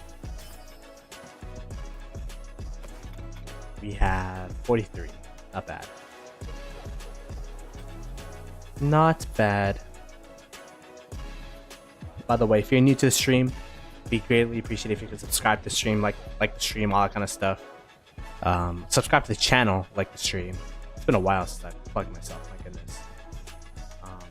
We are going to be streaming a ton of this KvK because I'm trying to get top 20, so that means a lot of barb chaining, and a lot of barb chaining means a lot of streaming, because barb chaining while not streaming is very tedious. So yeah, should be a lot of KvK coverage. Hopefully good fights. I mean, there's definitely gonna be fight in Kingsland, but hopefully a good zone 5, zone 7 fight as well. And my goals for the KvK were top 20 honor, gain 2 build KP, and actually use my farm accounts. So I don't know. Maybe first place for honor is doable. That'd be a lot of time, and I don't know if I have the willpower to do so anymore. I don't know if I have like the motivation to do that anymore.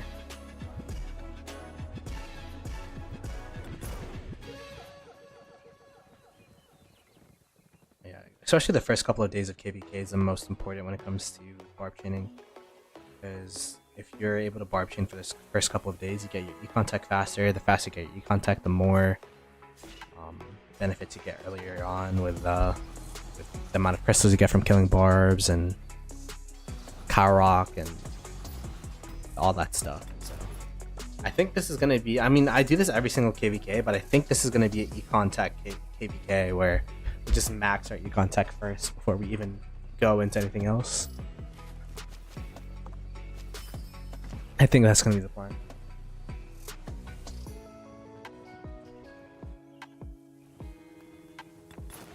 Mic sounds weird still, does it? Oh god. Wonder which filter it is.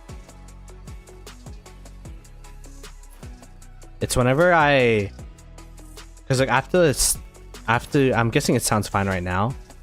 It's whenever I look right at, let me just make sure I'm using the right mic output here.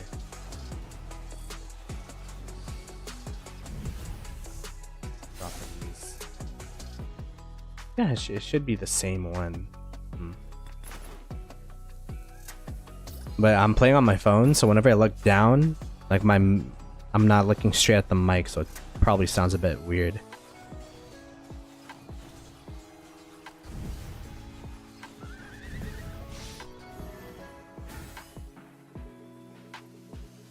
High and light. I don't know. I have to listen back to my stream and then see.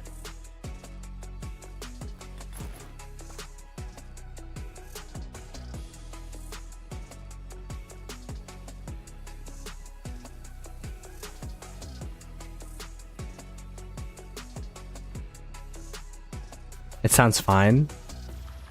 It sounds fine now because I'm just staring at the mic, but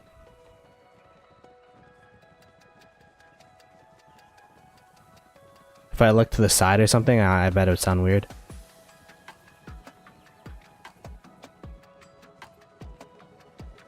Yeah, I have to like literally speak into the mic like I'm a singer or something. Maybe just bring the mic back with me. I don't know.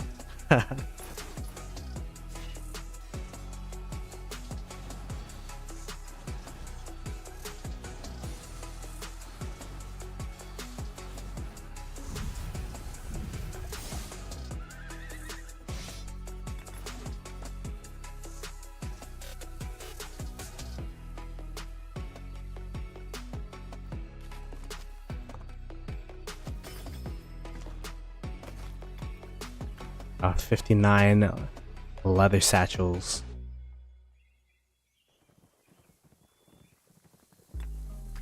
Let's see where we are in terms of kingdom ranking. Okay, we're somewhere. I'd be curious how many people are actually planning on doing Marauders from our side. Let me guess. Have the Marauder spawned here? They did. Yo, I found a loop that actually works. This is cool. The perpetual loop of motion that I can just follow. Just like here to here to here to here to here. Let's keep doing that. The Marauders respawn by the time I come back.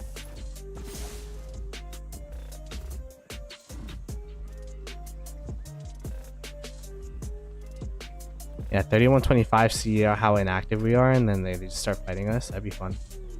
Who's their allies? 3135. I mean, even their campmate 2250 is like right on our tails, right? So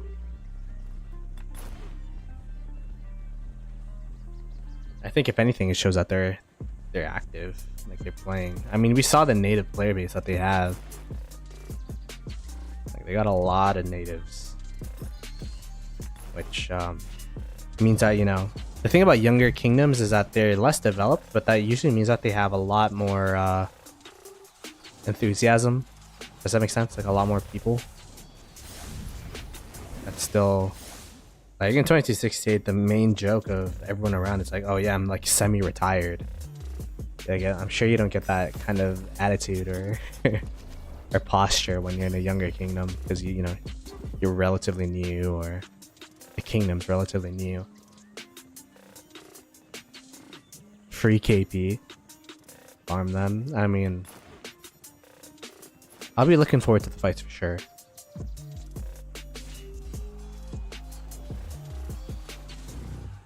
It'd be nice not to get smacked by, like, it'd be nice maxing tech, not getting smacked by another max tech player. You know what I mean? Like, it'd be nice to play KvK where I didn't spend on Mountain Warfares and Conqueror's Will every day, or Mountain Warfare every pass and then Conqueror's Will every day, just to feel like I could go even with my opponents. Which has been like the past 2 KvKs. I'm probably still gonna buy a couple Mountain, or not Mountain Warfares, Conqueror's Wills, maybe for the first week. Or maybe until I finish my econ tech, and then after that I'll just barb chain a lot. That's gonna be my plan. I'm full-time streamer now, so like it's not like we got infinite money. It's not like I had that before anyways, but the income's been lower than it used to be, so I gotta be very careful with what I buy in Rise of Kingdoms. The money has to go a longer way, I guess.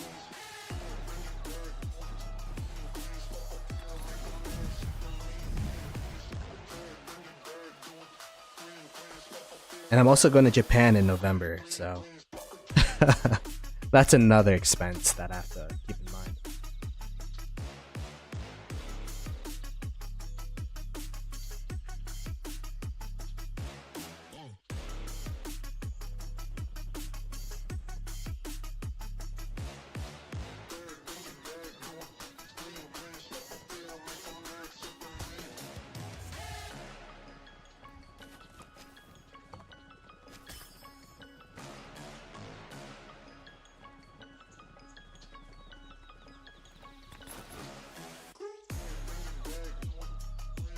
Yo, this march is slow as hell. What is this? Lohar. Oh. On the camp and hit it. They had no EP. There you go. I think actually it was able to hit.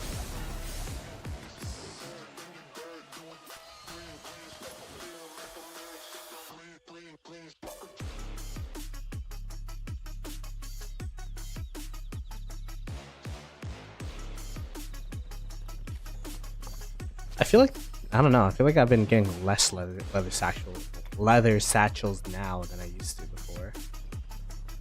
Might be tripping. Mm.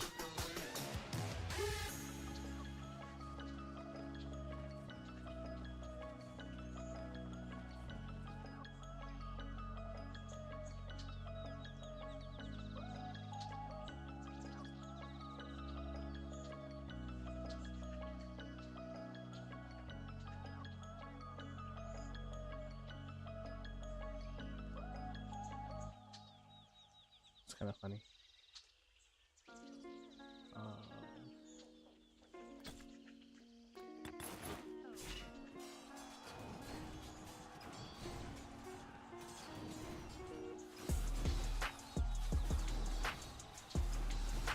Like if I stream this tomorrow, would people actually watch, or could I just like watch anime while I'm killing marauders? Like what's the deal? Like, is this entertaining content? Watching someone do marauders? I'm genuinely curious. Maybe I'll make it better for E. Like they'll imagine my only E friendly stream is just me killing marauders.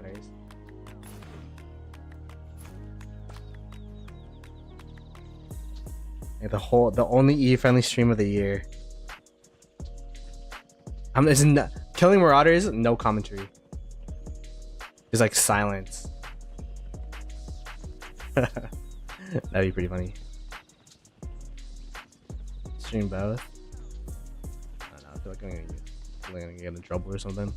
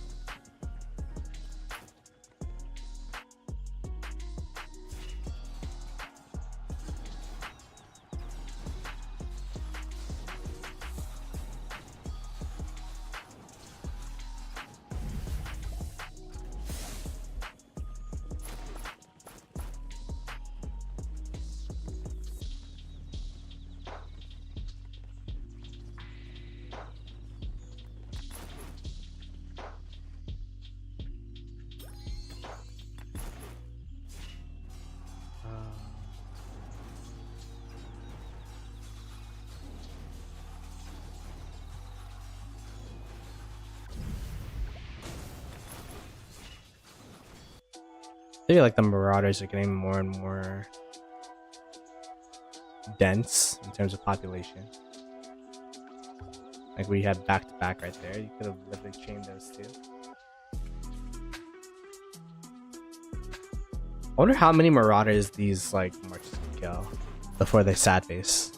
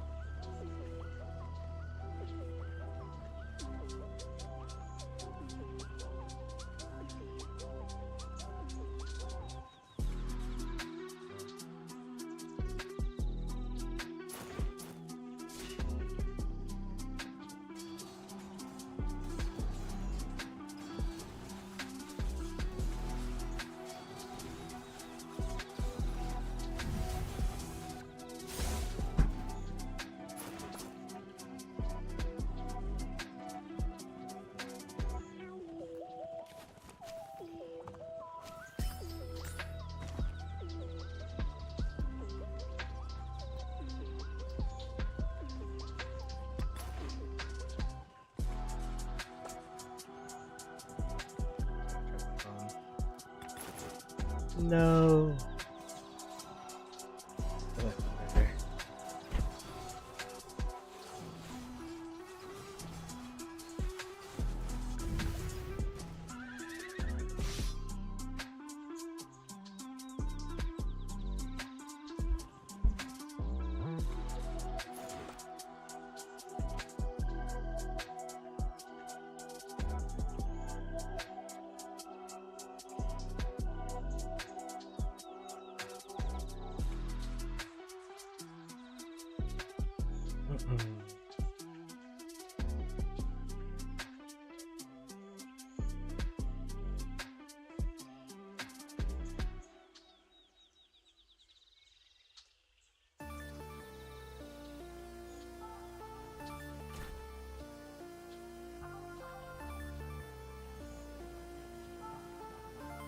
Yo, my farm count's low-key speedier than my main. Oh, it's because it's on their territory. That's why.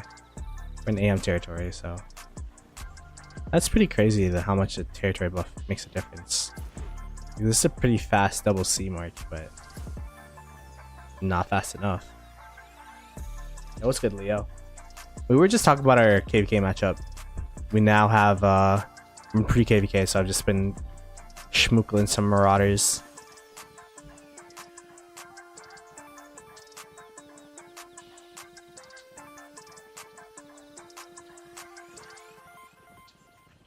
I haven't done a grindy stream in a minute, you know what I mean? We've been doing farmer fighters, I've been doing account reviews, I've been doing what else have I been doing? Oh, Ploto pod. But we're back to the basics right now, or KvK watching stream, so we're back to the basics, which is the grind of Rise of Kingdoms. What's good, Dirty Dan? How you doing, man? Yeah, Young Kingdoms always be. That's what we're talking about Young Kingdoms. They're just always super.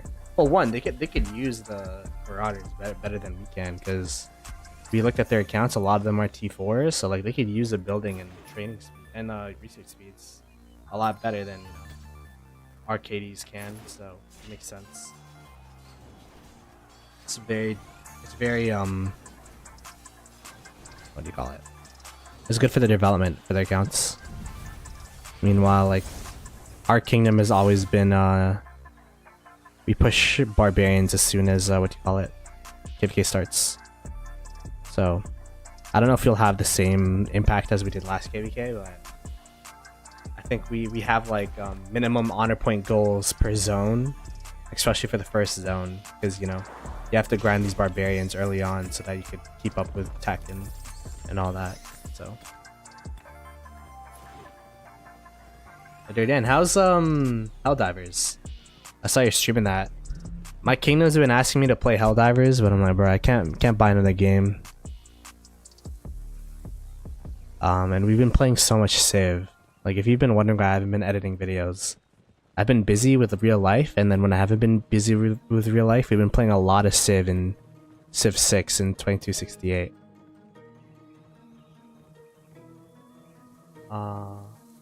Is hat tier 5 better than weapon tier 5 for skill damage marches? Let me see.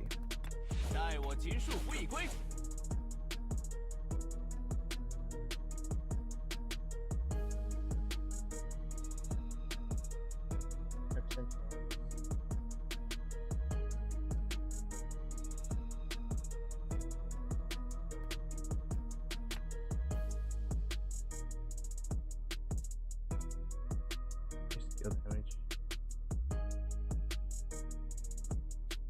Oh. Versus weapon.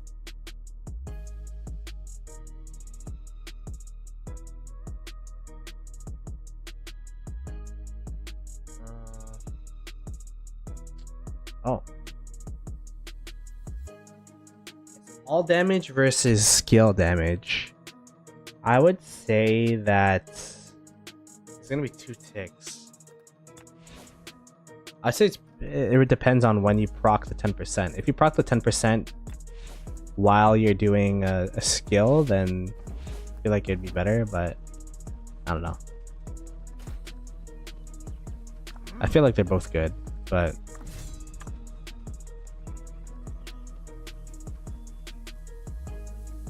yeah, as you said, skill might not align for. If it's like for example, a Zhuge Liang and you're using that, yeah, I think a Zhuge Liang AoE with a 5% guaranteed is better than 5% potential. So yeah. I think you're correct with assessment, but I think it's marginally better and it's very luck based. You know what I mean? The whale solution would be to get both. But obviously not everyone can get the blueprints to get everything to level 5. I was gonna stream until these bar marches die, but I think these marches aren't gonna die. Like I don't want to toot my horn or anything, but like, bro, these guys are tanky AF.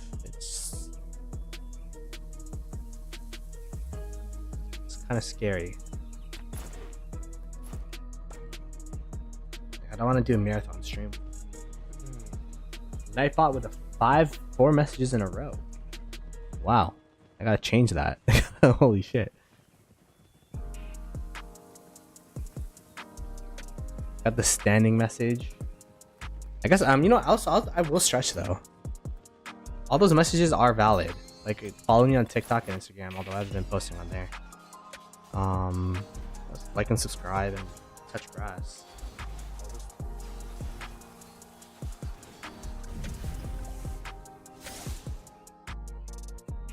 I do have a standing desk that I should be using more often. I've been using it in the mornings. I've been walking 2 kilometers every day.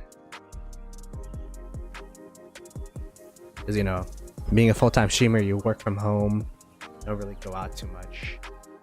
But I've been trying to at least keep up my walking. Don't want to be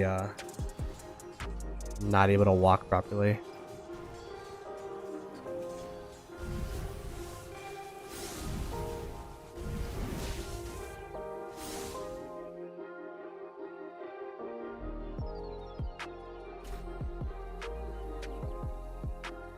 Two kilometers? What's wrong with 2 kilometers?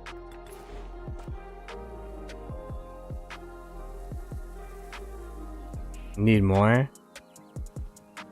I mean, that's, you know, that's the minimum. Better than walking the 0 and sitting on the chair.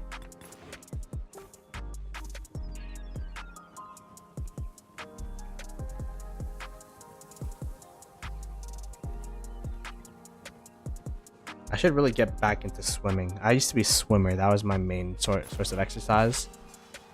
But I haven't swam since COVID.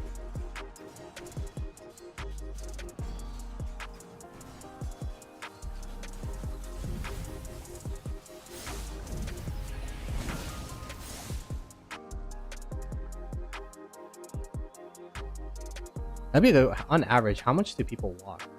Maybe I'll walk back. How much do people walk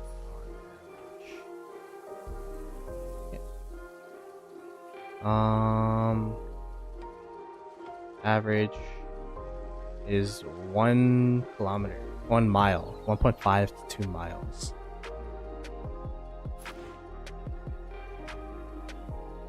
Gotta keep in mind that's just on the walking pad. So, like, you know, walking around is still something else.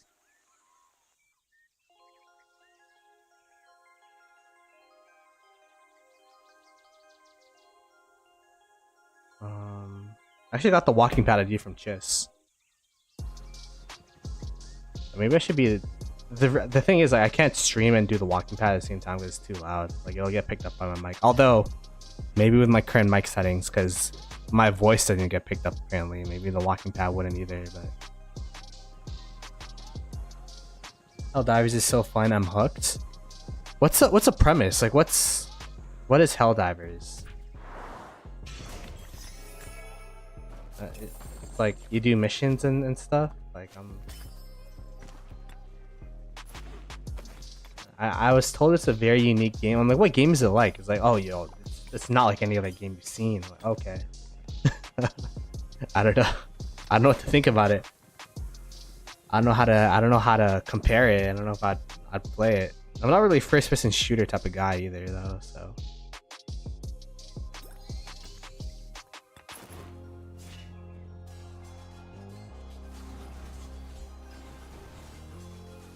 I didn't even know if the person that wanted me to play Helldivers still plays Helldivers, actually, because he's the person that we've been playing Civ with. 2 Marauders to the south. Like a 4 Marauder pathway that we could go that way. Go there. Loop around the mountain. Oh, you know, there's a lot of Marauders to the south, so we'll go south.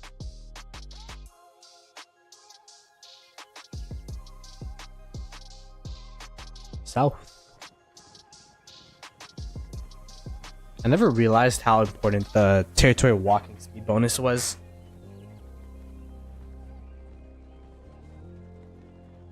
strictly PvE running storyline / lore with a game master. I think the idea of doing missions and then it's kind of determining and percentages based off of what like other missions that people do is a fun idea where it's like a community based thing.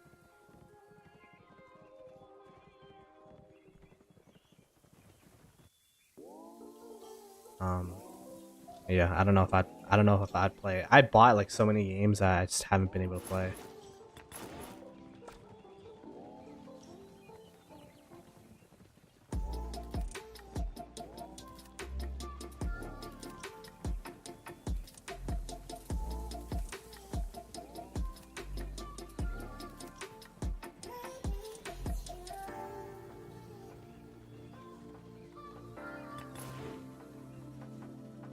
Who do you play with 39, or is it you just play single player? Like, isn't it a multiplayer game?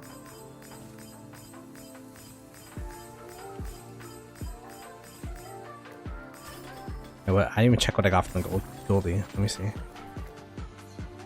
Oh, I got speeds. Chatsky with giving me the speed up hookup right there. I mean, I've definitely been getting a lot more speed ups this off season because of the SW migration in. It's been nice.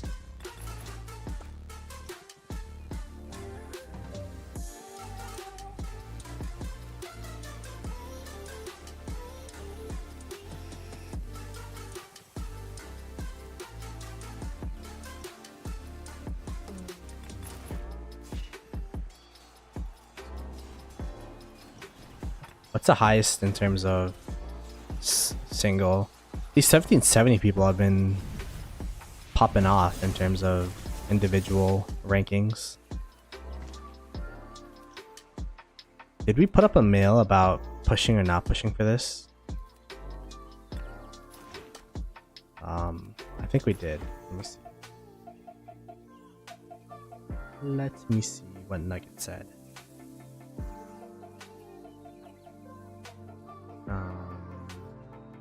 Announcements.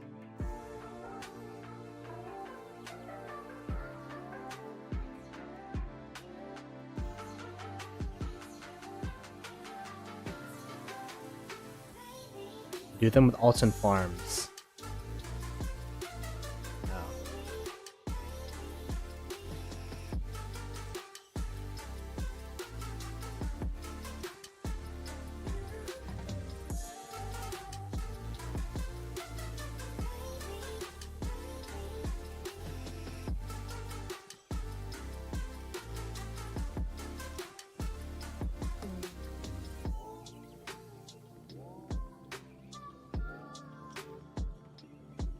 War Daddy Ploto ski win.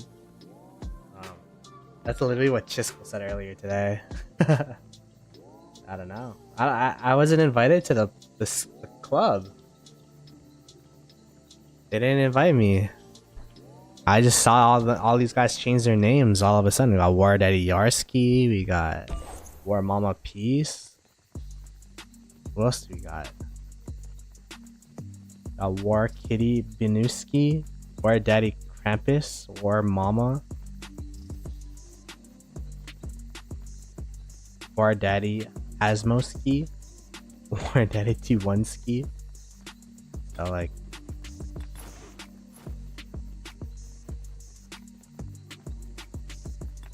there's a War Daddy faction arising in 2268.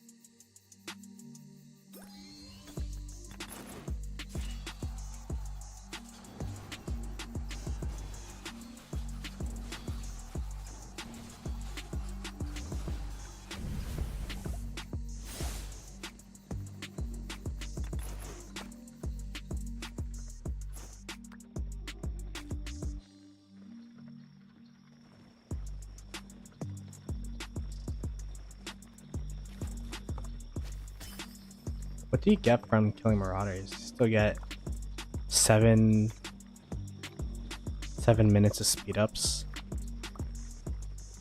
It's not the worst. You also get some materials and such.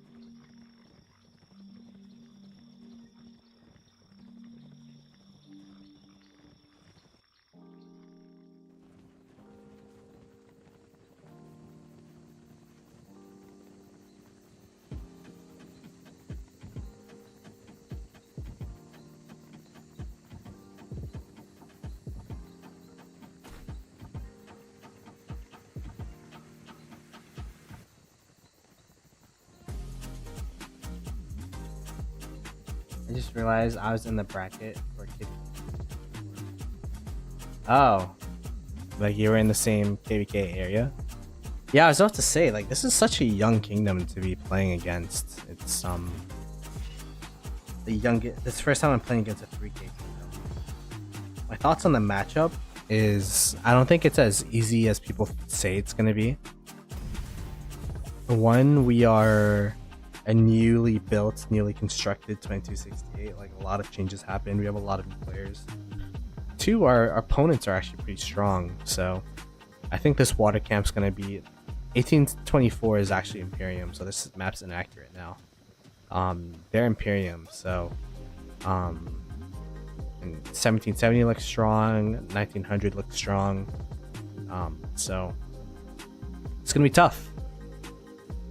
It's gonna be a tough matchup, and I'm hoping we get fights before Kingsland. People are saying you're only gonna get a fight to Kingsland, but I'm hoping we get a fight, you know, in this zone over here. I'm hoping we get a fight in zone 7, and then, you know, have a fight in Kingsland as well. It'd be kind of lame if we only have one like fight in Kingsland, and then I don't know how long that fight in Kingsland would last. Maybe like 3-4 days.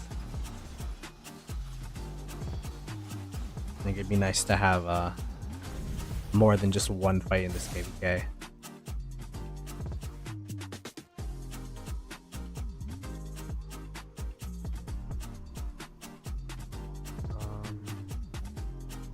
So I'm doing Marauders on a farm. I'll leave those bottom Marauders to them then. This is a far walk though.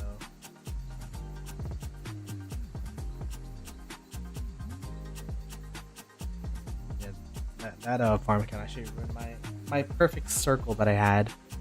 My fellow R4 that migrated out is now R4 in Daybreak. Oh, in 2550. Yeah, we took a look at all. We kind of did like a roast, not really a roasting session like Dirty Dan, but a looking session, I guess. We took a look at all the KDs.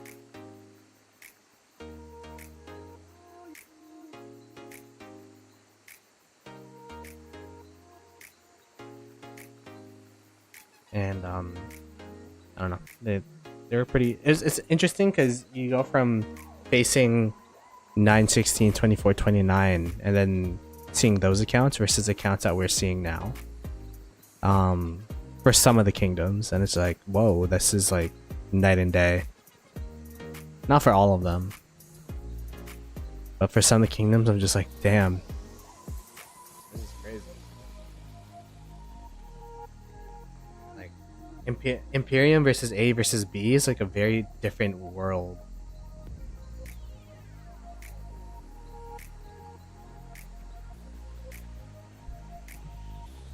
Nah, I just didn't know what to say for some of the accounts. It's like, okay, like, you know, from the Imperium standard, that wouldn't be something that you would, you know, see most of the time, but I don't know, maybe for the B seeds that's more common.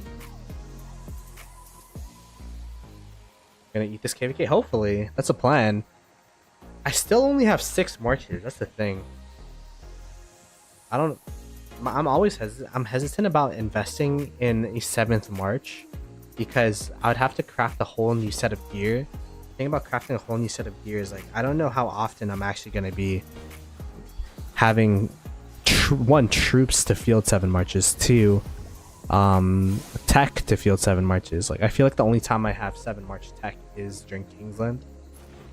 And I don't know if it's worth investing equipment or blueprints and all that kind of stuff that could be going towards my iconic levels to upgrade my to a 7th march. Maybe once, like, I don't know, the new cav commanders come out, and then I would run a 3rd cav march because, you know, Nevsky and Wokibing and all those commanders are still good to use, and it'd be a waste to bench William or someone like that. But at least for my count right now, I've been focusing on my 3 main sets, 1, 2, and 3 with iconics, and then from there I'm probably gonna iconic up the rest of my sets, 4, 5, and 6. Like, I still don't even have enough crystals to max all of my current, you know what I mean? I don't have enough iconic crystals to even get everything iconicized right now, so I don't think it's worth me investing in another set of gear.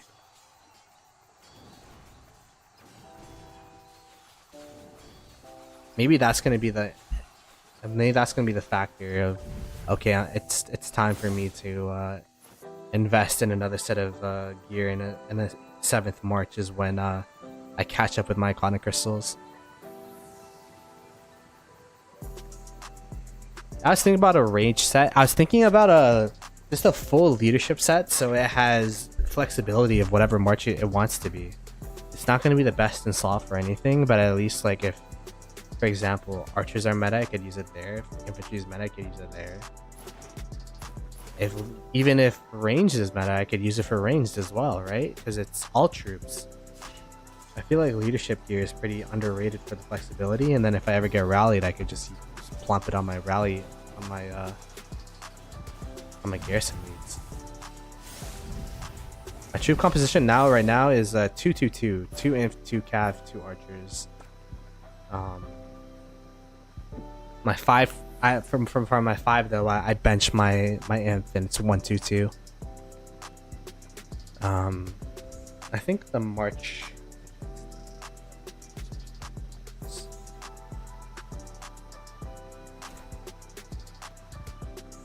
I gotta get used to the grind again. Yo, I'm getting tired already.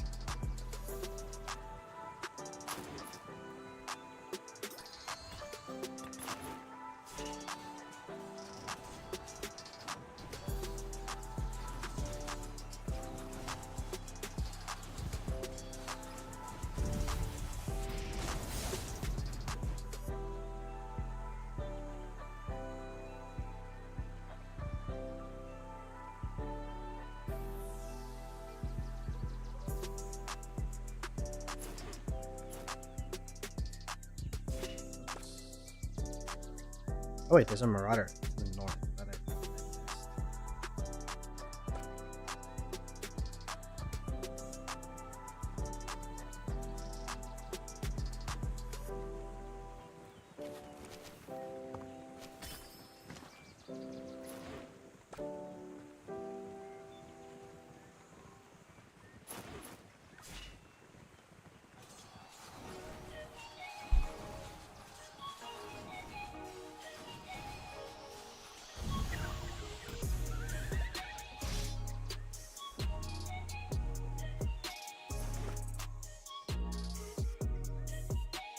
Which is over here, right?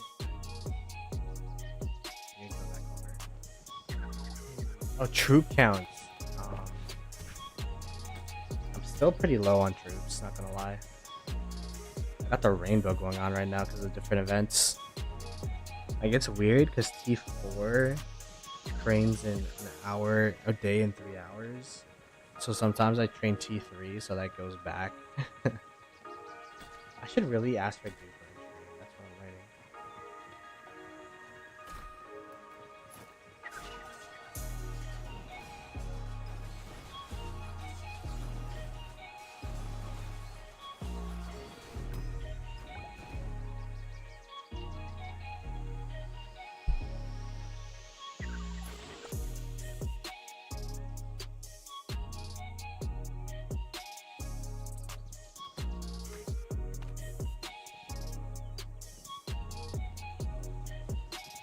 All things considered, being at 6th place, I don't even think we have that many people doing Marauder. It's not bad.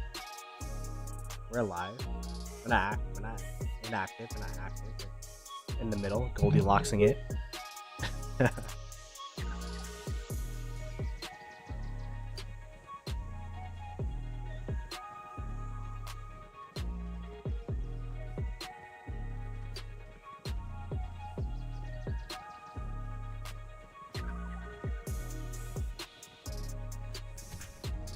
Oh yeah, lions are worth it. The barb killing quest and alliance organization right now would be kind of better. Watch me just take a crafting quest and just craft my gear right now. You have a crafting machine for that.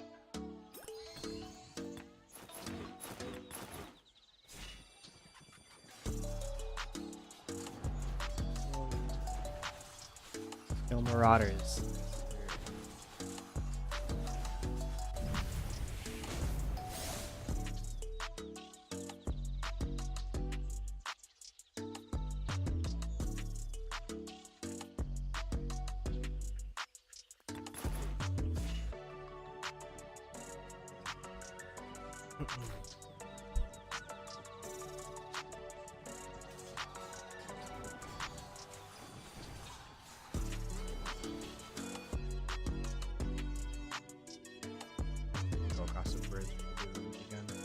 It's an extended loop, but it is a loop nonetheless. Nonetheless, what's the phrase for that? Nevertheless.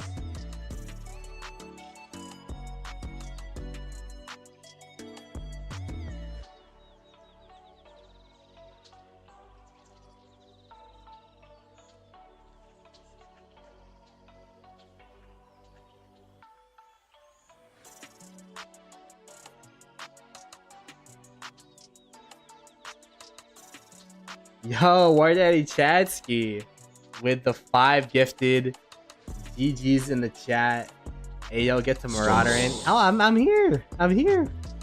But I appreciate you, brother.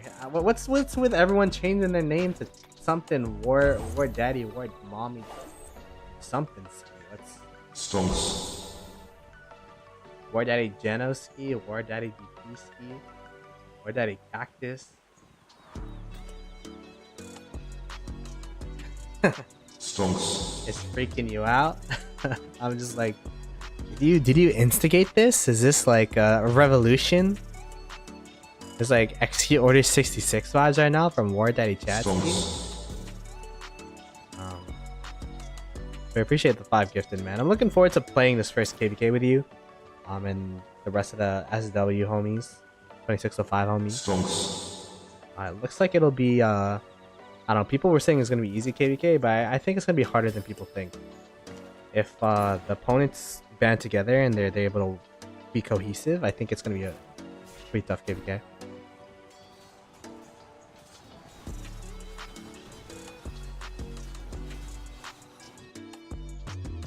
I'm hoping we do get a zone 5 fight. If we get a zone 5 fight against Daybreak, that'd be like amazing. But realistically, I think it's going to be a zone 7 fight, which would happen like a week or a week and a half later. I mean, less spending overall for me then, right? Less Conqueror's Wills I have to buy. So, I'll try to look at the positives for both. But I appreciate the first stonks, Wardai Chatsky. I made $25 to stream. Yes. Well, 70% of $25 is what mental math is too hard.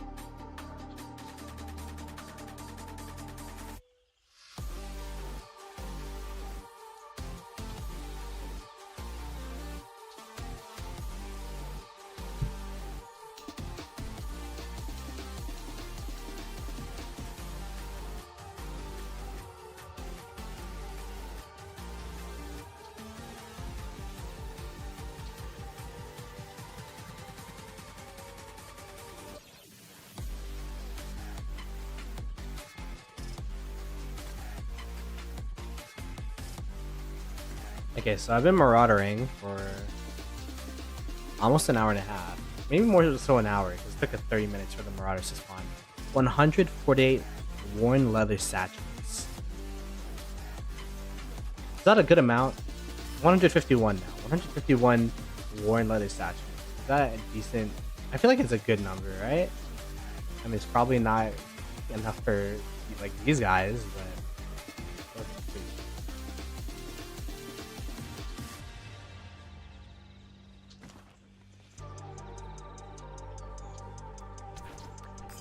Enjoy the easy star.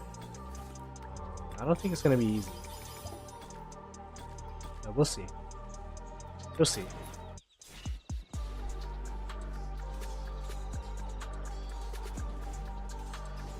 Like, we're not even the only Imperium anymore.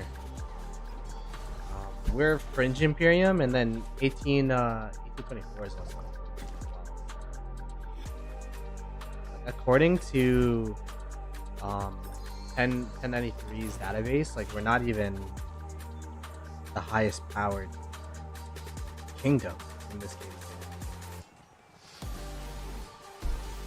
So I think it's deeper than... It's going to be a harder matchup than people expect.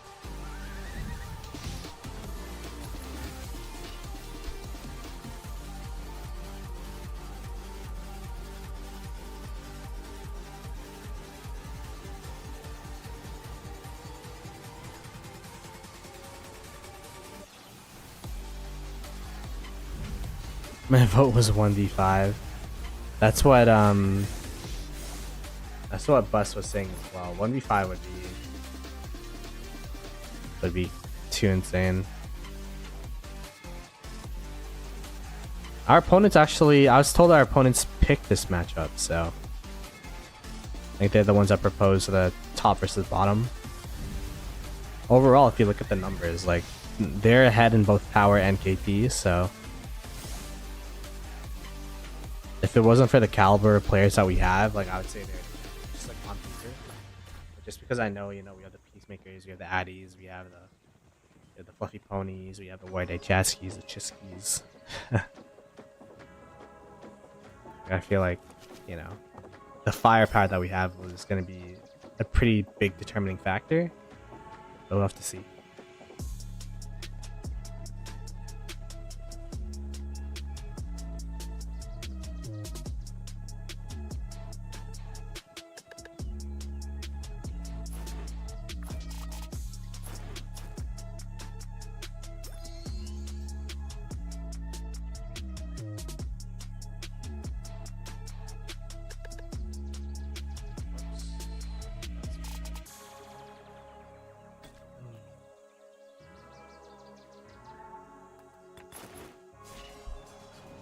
I also don't think 1v5s would be fun for the opponents as well. Like, Water Camp wouldn't fight until Kingsland. A lot of maybe, like, I don't know.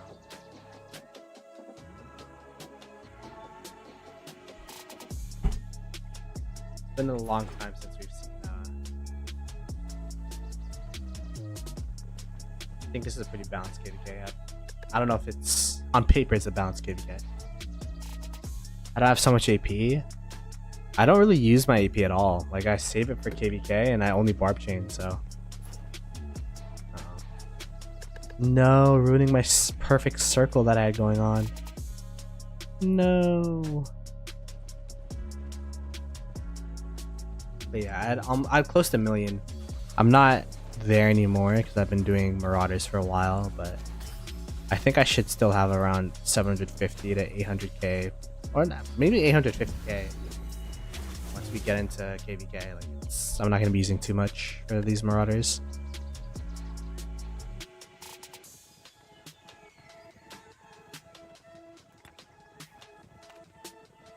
But as you can see, a lot of my AP are from the 50 things. It's from like it's from my alliance team reports. I also buy dailies. You get 500 AP per day on dailies. It stacks up over time.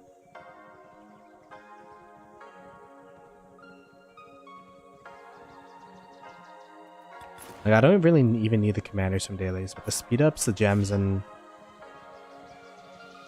and the AP actually like are some of the main motivators as to why I still buy them.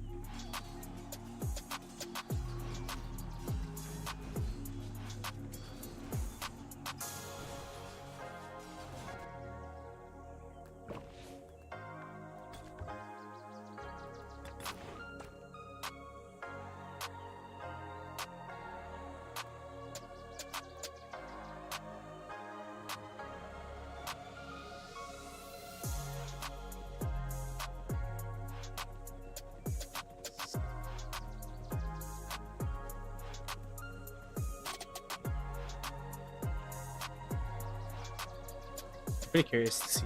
We have like a bunch of people in King and the BC. Yeah, I'm curious to see what they're talking about.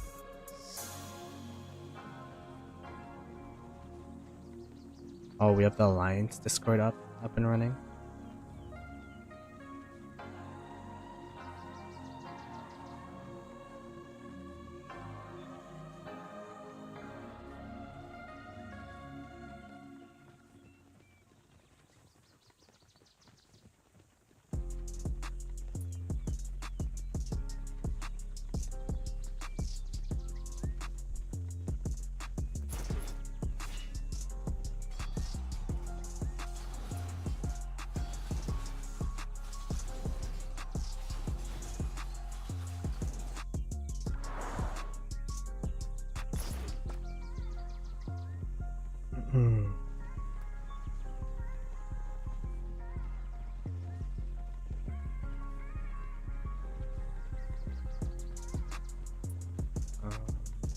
Shop. Rune reminders, all reminders.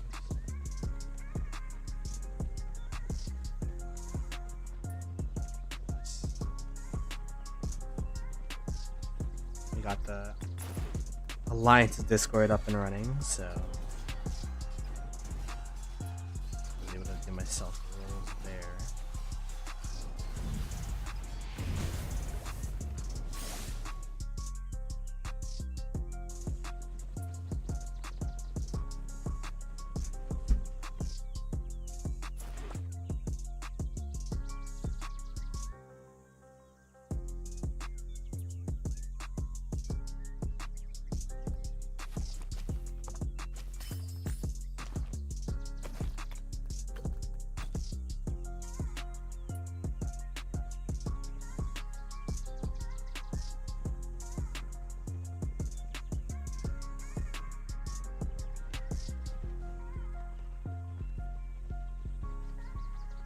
Marauders are tedious, huh?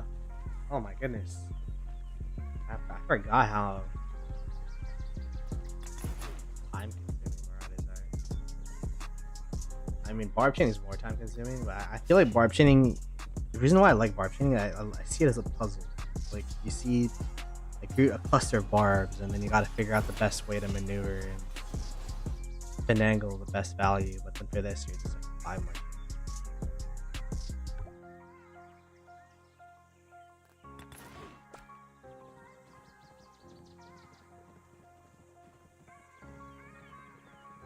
What marches am I running? I'm only running 6 marches. I don't have a 7th gear set actually on Jatsuki. I'm not a whale like you guys, but I'm planning to be running those marches. I'm probably going to replace my YSG though with a Rune Gathering 7th, yeah, or flag building. Nugget would love the flag building marches.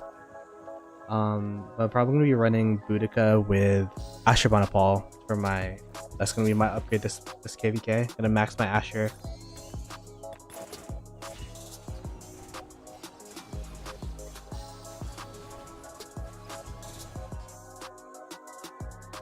Like with my spend level, I only get 7 marches when we get into Kingsland, and like with the power that I have, I could barely even fill 6 marches by the time Kingsland happens. So there's not really too big of an ROI for me if I invest in a 7th march for gear, because I can't even, 1, field it, but 2, even if I can field it, I only field it for like 2-3 days of Kingsland. I mean, it is the most important time, those times during Kingsland, but the fact that I'm already losing troops during Kingsland and then my marches deplete as the Kingsland goes on, like I don't know. I don't think it's too smart of an idea to invest in gear when I could stabilize my 6 gear sets that I have already and then get those iconics up and crits up and field the best 6 marches I can.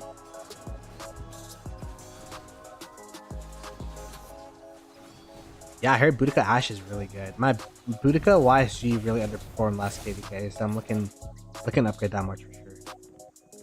The matchup, I could show you the map real quick. It's top versus bottom. It's a pretty even matchup. 1824 is also Imperium. I have to update that for this particular map, but like it's looking like we're gonna have a pretty fun Zone 7 and Kingsland fight. I'm not too sure about the Zone 5 yet, but we'd love to have Daybreak come out and have an early fight against us. It's annoying when the barbs stack on top of each other. I couldn't even target the Marauder with my farm account.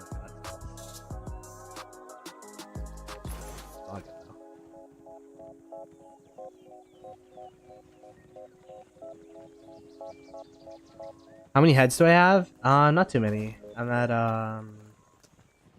1.4k. 1,470 gold heads. I haven't been playing Olympia. That's the problem. I haven't been playing ranked champions of Olympia because it's always in a bad time.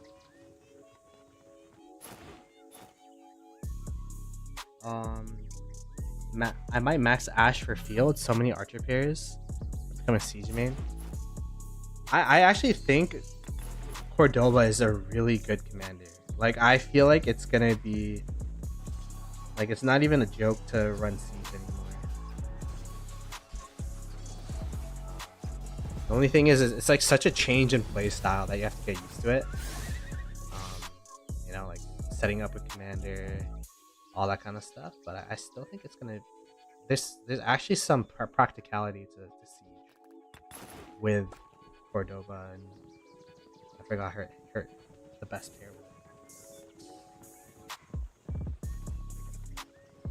I won't be investing in it, but train Cav. Oh, is it Cav? Are we Cav mains now? My farm accounts have so much infantry though. That's from getting half back in previous KvKs, because like we had always run infantry garrisons. Looks like I'll have to train Cav for pre-KvK on my farms.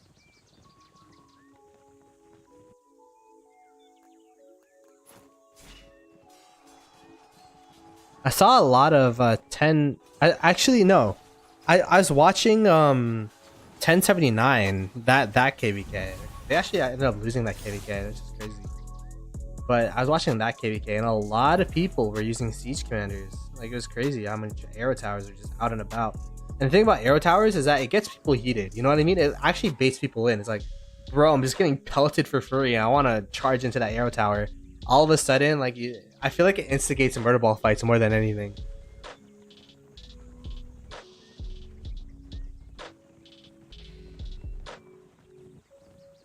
Yeah, allies. I feel you. I was actually thinking about like maxing Heraclius. I don't know, like when you get this many gold heads, and you have like your marches set up already, it's you kind of have like an itch to do interesting not meta stuff.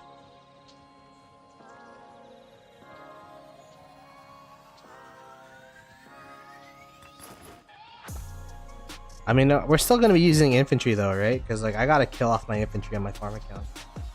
Like I feel like I have like, how much does this farm have? My farm has 1.5 million infantry on it, the one I'm doing Marauders with right now. So just to show like how much infantry we got going on these farm accounts. I think I at least have 1 million infantry on my 5 farm accounts. So it's like 5 million infantry.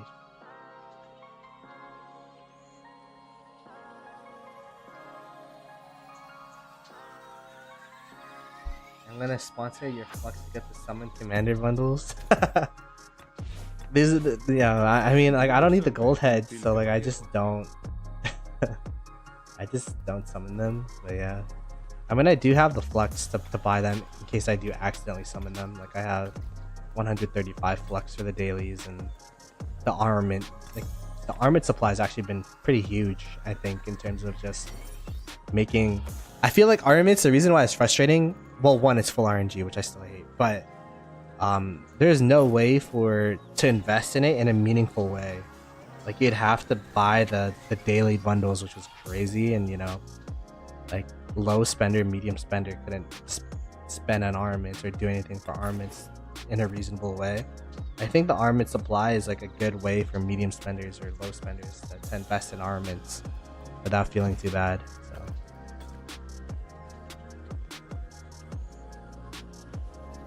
your hair and tank rallies. I don't think I have enough power to do that.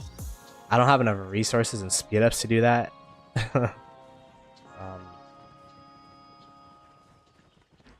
But I don't know. Heraclius and what's the other guy's name again? Oh, I forgot. Wait, I was trolling by telling someone that Heraclius YSS. It's Lapu Lapu Heraclius is the best in slot. City Garrison, right?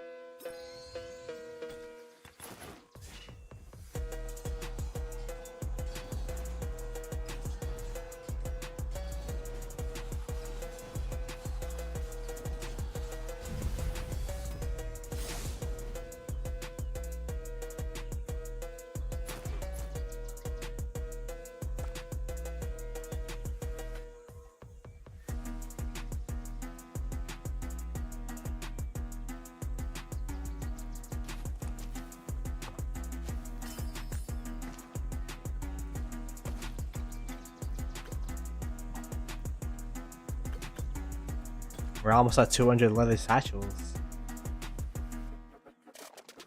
I don't know what that means. We're almost there.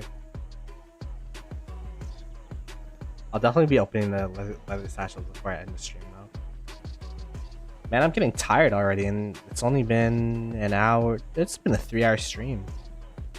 How did I used to stream 8 hours of barb training and then like not feel tired? I don't know how I used to do that. No wonder why people used to be like, yo, you're still streaming? I'm not that guy anymore. But maybe I just gotta build up the endurance, you know? This was the first stream that first grinding stream in a while. And then after that, tomorrow when I do Marauders again, it'll be even longer, 4 hours. And then after that, I'll 5 hours. Gotta build it up, I guess.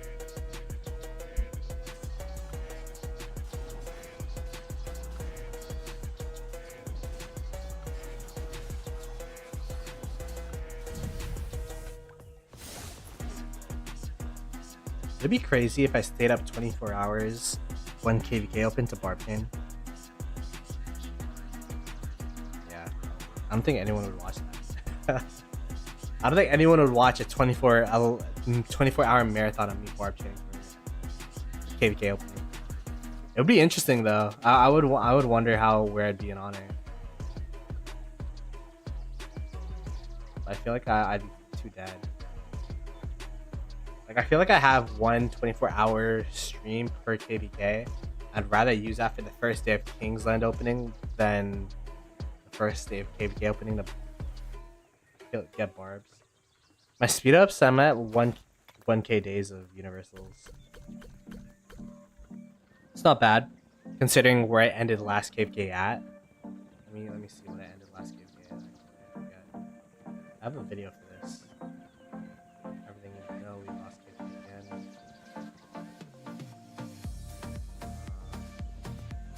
Did we lost KvK again?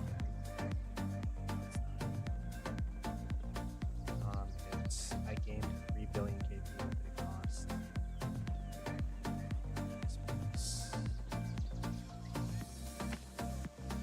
Oh. Wait, I ended last KvK at 518 days of speed up. It's not even bad, actually. Yo, I still had more in the tank.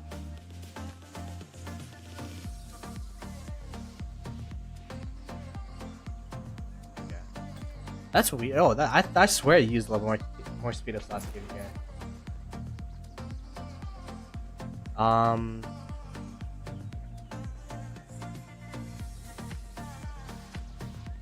Last KvK, this is what I used in terms of speed up.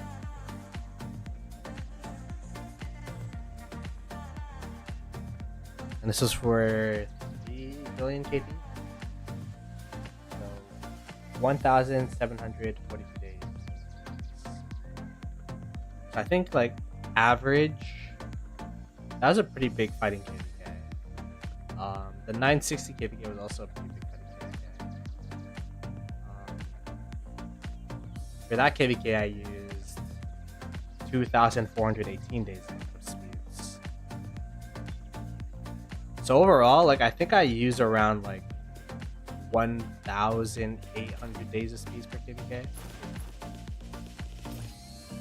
But you have to keep in mind, I gain a lot of those speeds in KvK by barb. So it's like, you don't really see the difference too much. But that's also why I'm like trying to grind these barbarians right now, or these marauders. Like, get as much speeds. Oh, my voice had probably been quiet because I haven't been speaking into the mic. But yeah.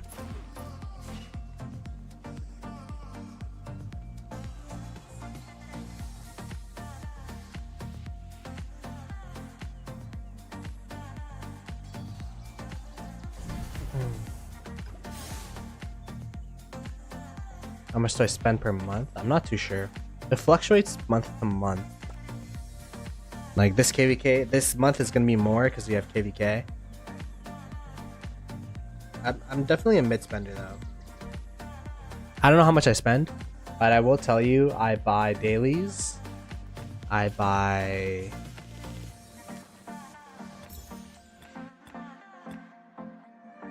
daily supply. I buy talk about daily. Oh, I didn't buy it yet because I'm waiting for a good quest. I buy gem supply, I buy material supply, I buy armor supply. I used to buy speed up supply, but I replaced the speed up supply with the armored supply. I don't want to run 4 supplies in a row. Get a little bit costly, and honestly the speed up supply is not even that worth it. You could barb chain that much for like in an hour. What else do I buy? I buy Lucerne. And then I buy pop-ups, I buy Conqueror's Wills for a week, and then I buy 2 Mountain Warfares per KvK. It's kind of like my spend level.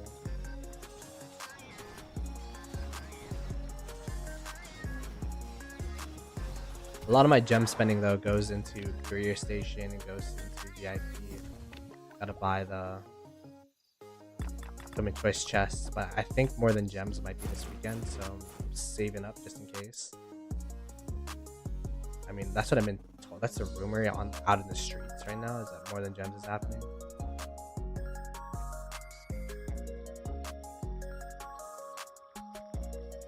So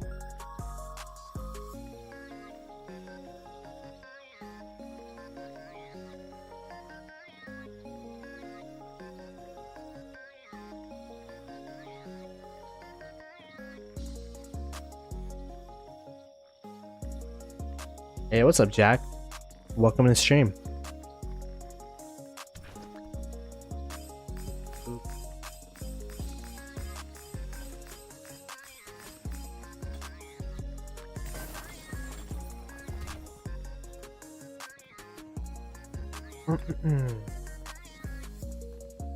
Trying to see if there's a... This is a pretty good one. So what would I buy? I buy dailies, which is 3.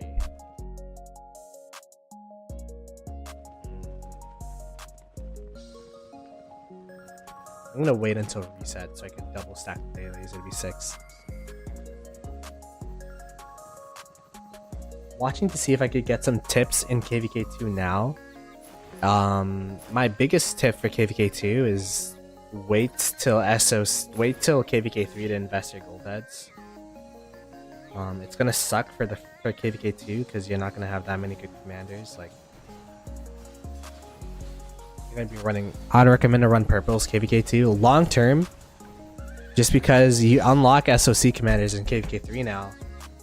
If you're able to, you know, invest in the best of the best commanders a couple weeks or like a month later after KvK 2, like you might as well save up those gold heads. I would use KvK 1 and KvK 2 as an opportunity to grow your accounts. Of course, you should still fight and help out your kingdom when you can, but don't feel too bad if you don't invest your gold heads. Just save up for KvK 3 commanders.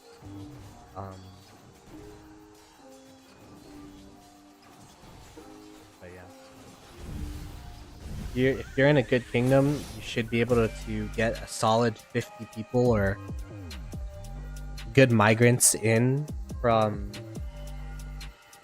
to carry your kingdom for KvK 2, so that your natives could, you know, kind of take a backseat and kind of save up and make their accounts and, you know, set up your accounts for the best spot that they can be once you enter Season of Conquest.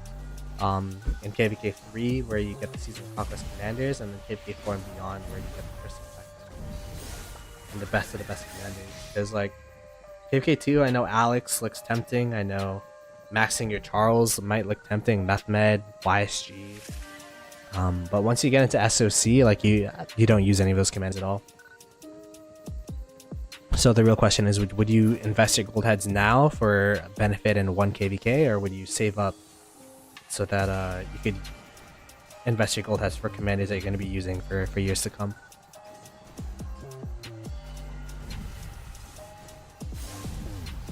If you got Alex at 5-2-1-1, I feel like it's still okay. I mean, honestly, Alex is has a renaissance in SOC just because of Luce. Luce Alex is actually a pretty good pair right now. So you actually got lucky to invest it in a pretty good commander. Or maybe, you know, you just knew that Alex was really good and planned ahead. But I don't know. If you do want to use Alex, 5-5-1-1 is an okay mark to leave him at. And yeah, get your city hall up to 25 and all that for sure, because that's gonna help you a lot. Get your tech up, all that kind of stuff. I would say don't use your universals on tech and buildings. It sounds weird, but like once you get to the stage of once you get into SOC and your account's developed, like you have more than enough building speeds and research speeds to then you know what to do with. The speed ups that you'll need infinitely are going to be training speeds, healing speeds, and universals. I would say save your universals for training when you need to. And then when you fight, try to use your free helps and your healing speeds. Because right now you just need to save up as much speed ups and resources for the future and get yourself to T5. That's kind of the way that I built my account. Also, like, we are gonna have more than gems soon. Instead of investing in books, I mean, it's subjective. Some people like getting T5 more. Personally, I like getting my VIP up to 14, so I could get 3 gold heads a day. Like, VIP 14 is huge because that's when you get 3 gold heads a day, which really increases the amount of gold heads you get. So that by the time you're in SOC, like, you won't have to worry about gold heads as much as other people.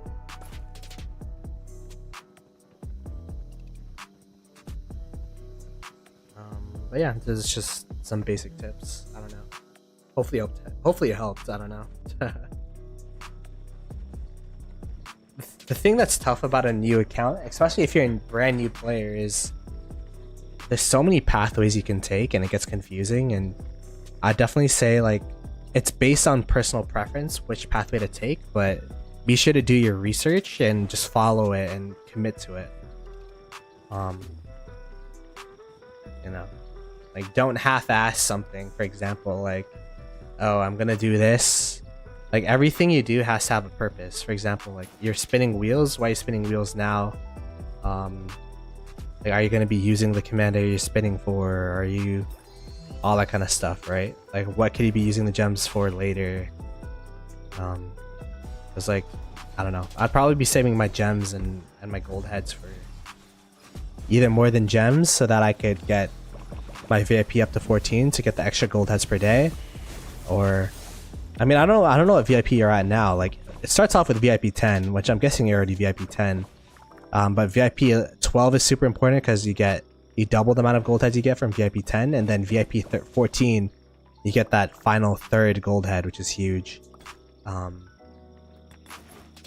then I don't know, you're probably pretty much set in terms of VIP at that.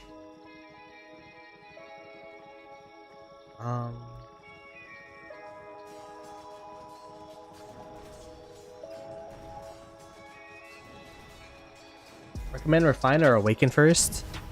I'm gonna go to Mr. Kane or Kane, Big Kane. He made a video about it. I'm gonna shout him out. He said that Awakening to 2 and then Refining is probably the best thing to do, because Awakening to 2 is really cheap. Like if you awaken this, it's like barely any materials.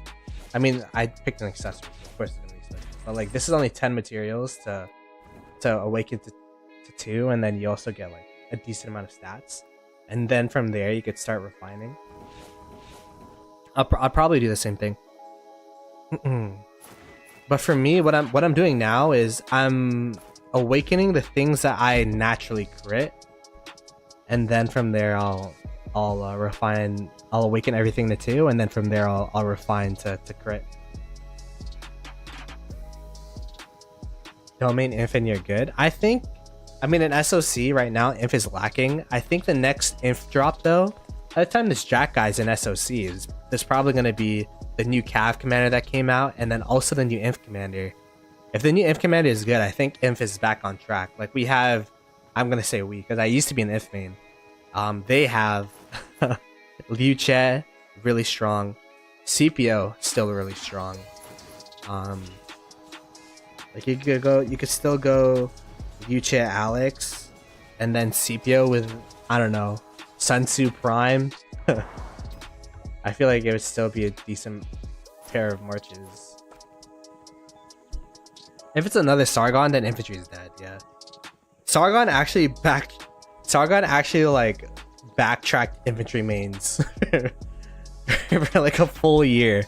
Like see, like Liu Che was essentially like what Sargon was supposed to be. But yeah. The allies, yeah, let me drop the allies. It's north versus south. So it's fire, earth, and wind versus water, Greenwood, and Daybreak.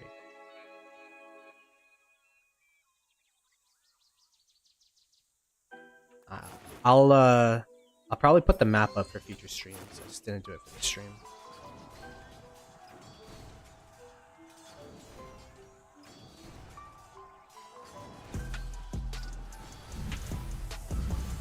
How do I think it'll turn out? I honestly think it depends on our opponents. Like, I feel like we're pretty confident in what our kingdom can and can't do. I heard that our opponents, a lot of them are Asian downtime. Asian uptime and Asian downtime. So one, it depends on how if they hold or if they free burn during their downtime. Two, like how much can they push during our downtime? I think it's going to be one of those KvKs. Good KDs in the bottom side. I mean, 1824 is an Imperium KD, and they're in Water Camp. The only thing that's tough about this KvK is, like, Water Camp is seen as the biggest threat out of our opponents, but we only get to see them in Kingsland. So, like, people have been speculating that we're only going to get a fight in Kingsland. I hope not. I hope Daybreak goes into this Zone 5 and we have a bit of an early skirmish here. But I don't know. I feel like it's going to be a Zone 7 and a Zone 8 fight, and a Kingsland fight, most probably. But yeah, 1824, 1770, and 1900 are pretty strong I mean, these two are pretty strong A seeds, and 1900 seems like a pretty strong B seed. So it's gonna be an interesting KvK to play.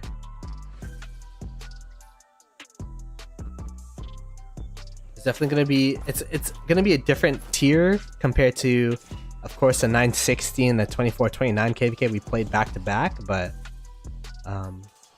it's gonna be fun being the biggest kingdom. Not the biggest camp. We're not the biggest camp. We're not even the biggest kingdom by power, but we're the biggest kingdom by KP. It's gonna be fun, you know,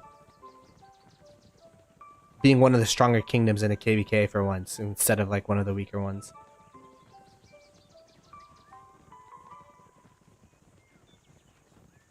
The kingdom's fighting an Imperium KD. Yeah, I feel like, because earlier on in the stream, we went through every single KD and, you know, went through their accounts and, you know, their alliances. I feel like there's just a different I don't know. There's just like a different tier in terms of like whoa, these are like accounts I haven't seen an Imperium in a minute. You know what I mean? So.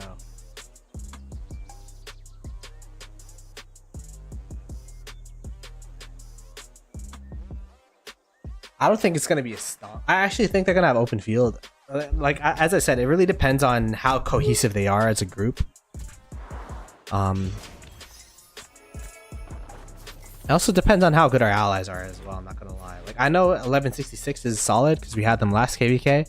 I'm not too sure if I've seen or heard of. I mean, I've heard of 2070 back in the day, but I don't know as presently constructed. So it's gonna be like a wait and see for me in this KvK, like how good our allies will be and how good our opponents will be. But if we stomp, then, you know, it'll be finally the recovery KvK that we're supposed to have, like 2 KvKs in a row. But if not, then that'll be a fun KvK that you know, that'll be a fun KvK, a fun fighting KvK, which is in my opinion a win-win in both sides. Obviously I'd rather have the fighting side of it, but I don't know, we'll see. I don't main infantry anymore. The reason being is when I was crafting gear, I wasn't able to naturally crit my KvK pieces for infantry, but for Cav I was able to naturally crit both my Pride of the Khan as well as my Sacred Dominion. I also naturally crit my chest piece and my boots. So that was Lilith's call, and I also crit my ring, but this was a 5th ring, so it's a pity crit. You know, it's still a crit ring, so like I feel like the gear kind of just was Lilith calling me to be a Cav main. Like, Ploto, abandoned infantry. We're not giving you any infantry crits at all, just full Cav crits. So I call myself a meta main, where I just field whatever meta commanders are out there. But yeah, I guess if I were to pick, like, oh, what's your main, like, oh, what's your main troop type, I pick cavalry because it gave me so many crits for it.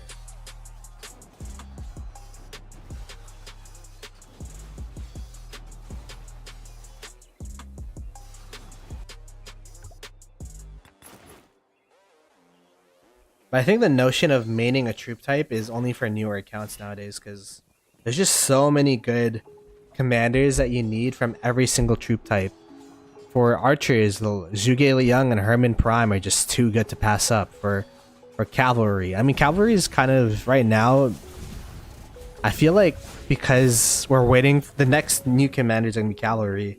We're waiting for that upper echelon of cav right now, although, you know, Joaquin Bing and Joan is still really strong, and Nevsky and William is still really strong. It's just not the same caliber as Zhuge Liang Herman. And then for infantry, Liu Che or CPU and Liu Che are just really strong commanders as well. So use infantry mostly. I mean, you're a newer account, so it makes sense, because, like, you know, you're tech and your gear, you kind of have to specialize because your account's so new. You can't just be a generalist, right? And you probably, like, you know, use your training speeds for infantry specifically, which is fine. But once you get into SOC and you stabilize your account and your account gets to a stage where, you know, you have all of your tech done and all that stuff, like that's when you're able to kind of branch out to newer marches. I'd probably say once you get into SOC, like run 1 infantry, 1 cav, 1 archer. Like that's just as a baseline. Just because, like, you know, each march has a really strong march inside of it.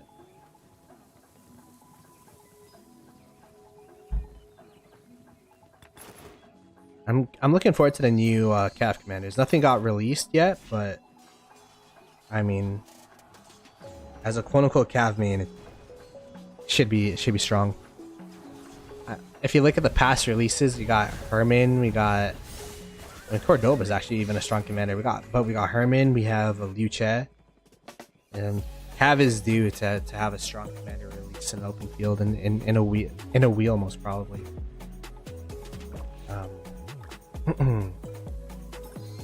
And shout out to all you guys for the chats, because it definitely makes the Marauders a lot more fun to do instead of just like killing Marauders by myself. So I appreciate you guys. And if you like Rise of Kingdoms content, be sure to subscribe to the channel, because we will be having these Marauder streams and these barb chaining streams quite frequently throughout this KvK. I'm now a full-time content creator, so you know all the support means the world.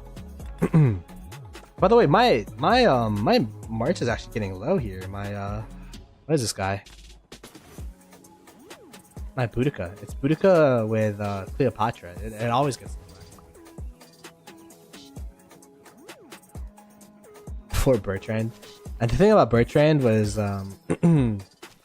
he's an MG commander, so you have to see who came with Bertrand. It was Nevsky, right? And Nevsky is just just slaps. So talk about Nevsky. I'm pretty surprised that Nevsky and CP are already in. I mean, you can't see it from me because I maxed them already, but they're already in dailies. So once you actually get into SOC and get CPO and Nevsky in dailies, it's actually gonna be so good. My goodness, if you're a medium spender, actually even if you're a low spender, like getting the gold heads for CPO and Nevsky is just so good.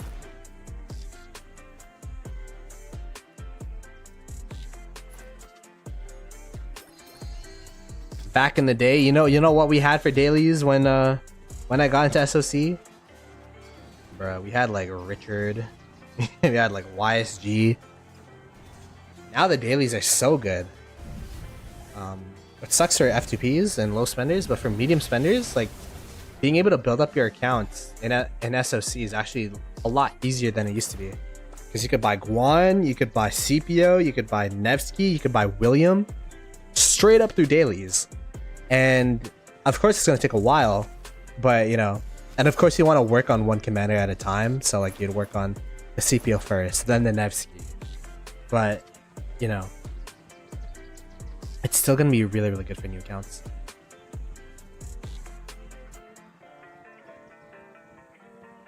I appreciate CL pubs. Yeah, I'm definitely going to try to stream more often. I've been trying to do quality stream, like quality thoughtful content, but now that we're in KvK, I could just slam on a stream whenever I want to, just chain some barbs, talk some talk. I'm looking forward to it. Off-season content's always hard to do because like what am I, like I have to ideate and think about topics and all that kind of stuff. But now that we're in KvK, just a pure gameplay streams could happen.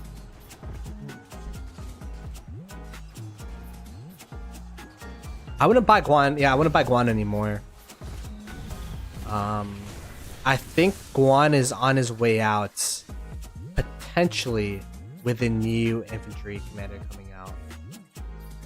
Like Guan right now is the only thing keeping Guan alive is the AoE silence being kind of a unique ability. Nothing else in Rise of Kingdoms has an AoE silence like Guan, but as soon as there's another AoE silence in Rise of Kingdoms, Guan's officially dead. I don't know what commander is going to give an AoE silence, if that's going to be in the cards. But even last KvK, my Guan CPO was one of my worst trading marches in the KvK. So, and the thing about CPO is that he makes everyone look good. He makes Sargon usable. So if you have a CPO march and it's not trading that well, then it's not that that march got worse. It's that all the other marches around it, like all the cav marches and the infantry marches, just got better. So fill up my AP bar, and I do it every time because I don't know when I'm gonna quit. The only reason why I'm still streaming and still doing Marauders is because the chat's been so fun.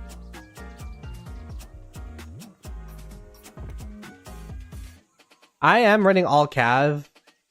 I'm running all cav on my main account. On my farm account, I don't have enough cav, so that's why. I actually don't even have enough cav on my main, but I just half filled my marches, I guess.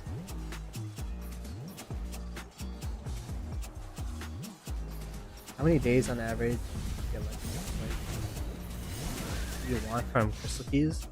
That's a tough question because it's all luck based. Like, I don't know, you could open up one crystal key and then like one free crystal key and then you get the gear that you want. You know what I mean? You get the blueprint. Whoa, no. Let's try again. Whoa, no. Try again. Whoa. No. Like, you know what I mean? So it's kind of tough. For me, like I kind of hoard up my crystal keys every KvK. For every KvK, and also depends on your income of crystal keys, because I think you get like you have to, if you play a lot of events and stuff, then you get more crystal keys than some people.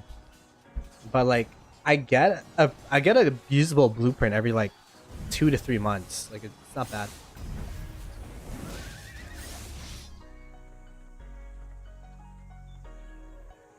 I don't know what to do in KvK2. I feel like that's where you have to choose what path you want to go. KvK2 is definitely where you choose what path you want to go down first. That's a thing. Like you go down every single path eventually in Rise of Kingdoms, but KvK2 is like, should you go the infantry? You go get infantry, get cav. You chose the infantry path, so which is fine because you know Alex and Sun Tzu is still a solid pair. I feel like KvK2, you just gotta use it to grow. Like it's tough to say because it's gonna be really painful and boring for you being in KvK2, but you're gonna, trust me, you're not gonna regret saving up your gold heads for SOC commanders in KvK3 and KvK4.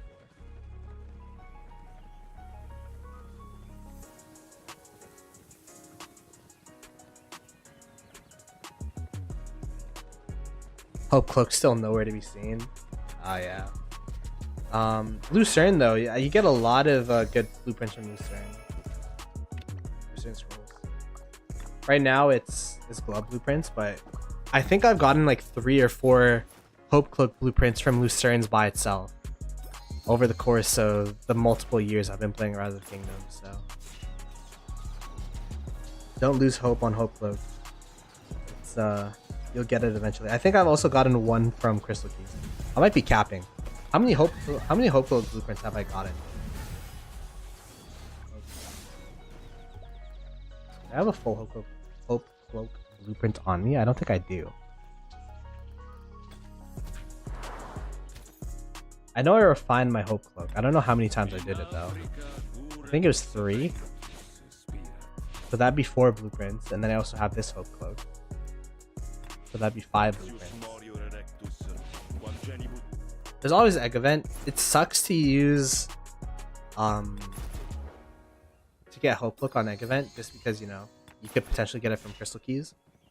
But if you really need to upgrade your infantry march, like it's not the end of the world to use egg event on Hope Cloak.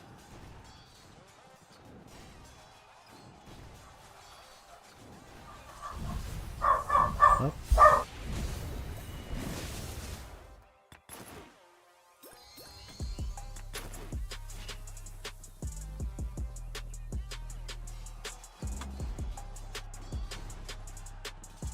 My city skin, it's the KvK 1 top 20 city skin. Twilight Falls. 5% skill damage, 5% commander XP gain, and minus 10% attack. It's pretty good for me because I only run in 1 inf march. So it's not the end of the world. And what's good wants. Looking forward to watching the armaments opening in Only Farmer stream tomorrow.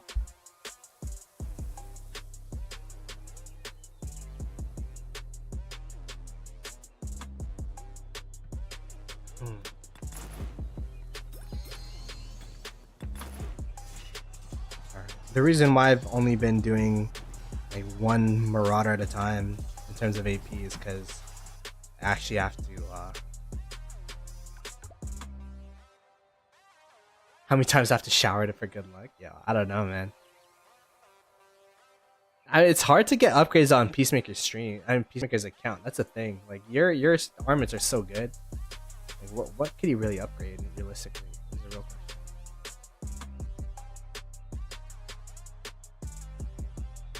But yeah, I'm gonna be streaming probably not a similar time. I'm probably gonna try to do an EU friendly stream for once, meaning like 17 UTC. I'll probably be doing the Marauder grind yet again. So appreciate everyone for coming through. Jack, it was a pleasure meeting you. Gamma TV, Alloys, Wants. Thank you for all of you guys for keeping me company. I'm gonna be continuing the stream tomorrow.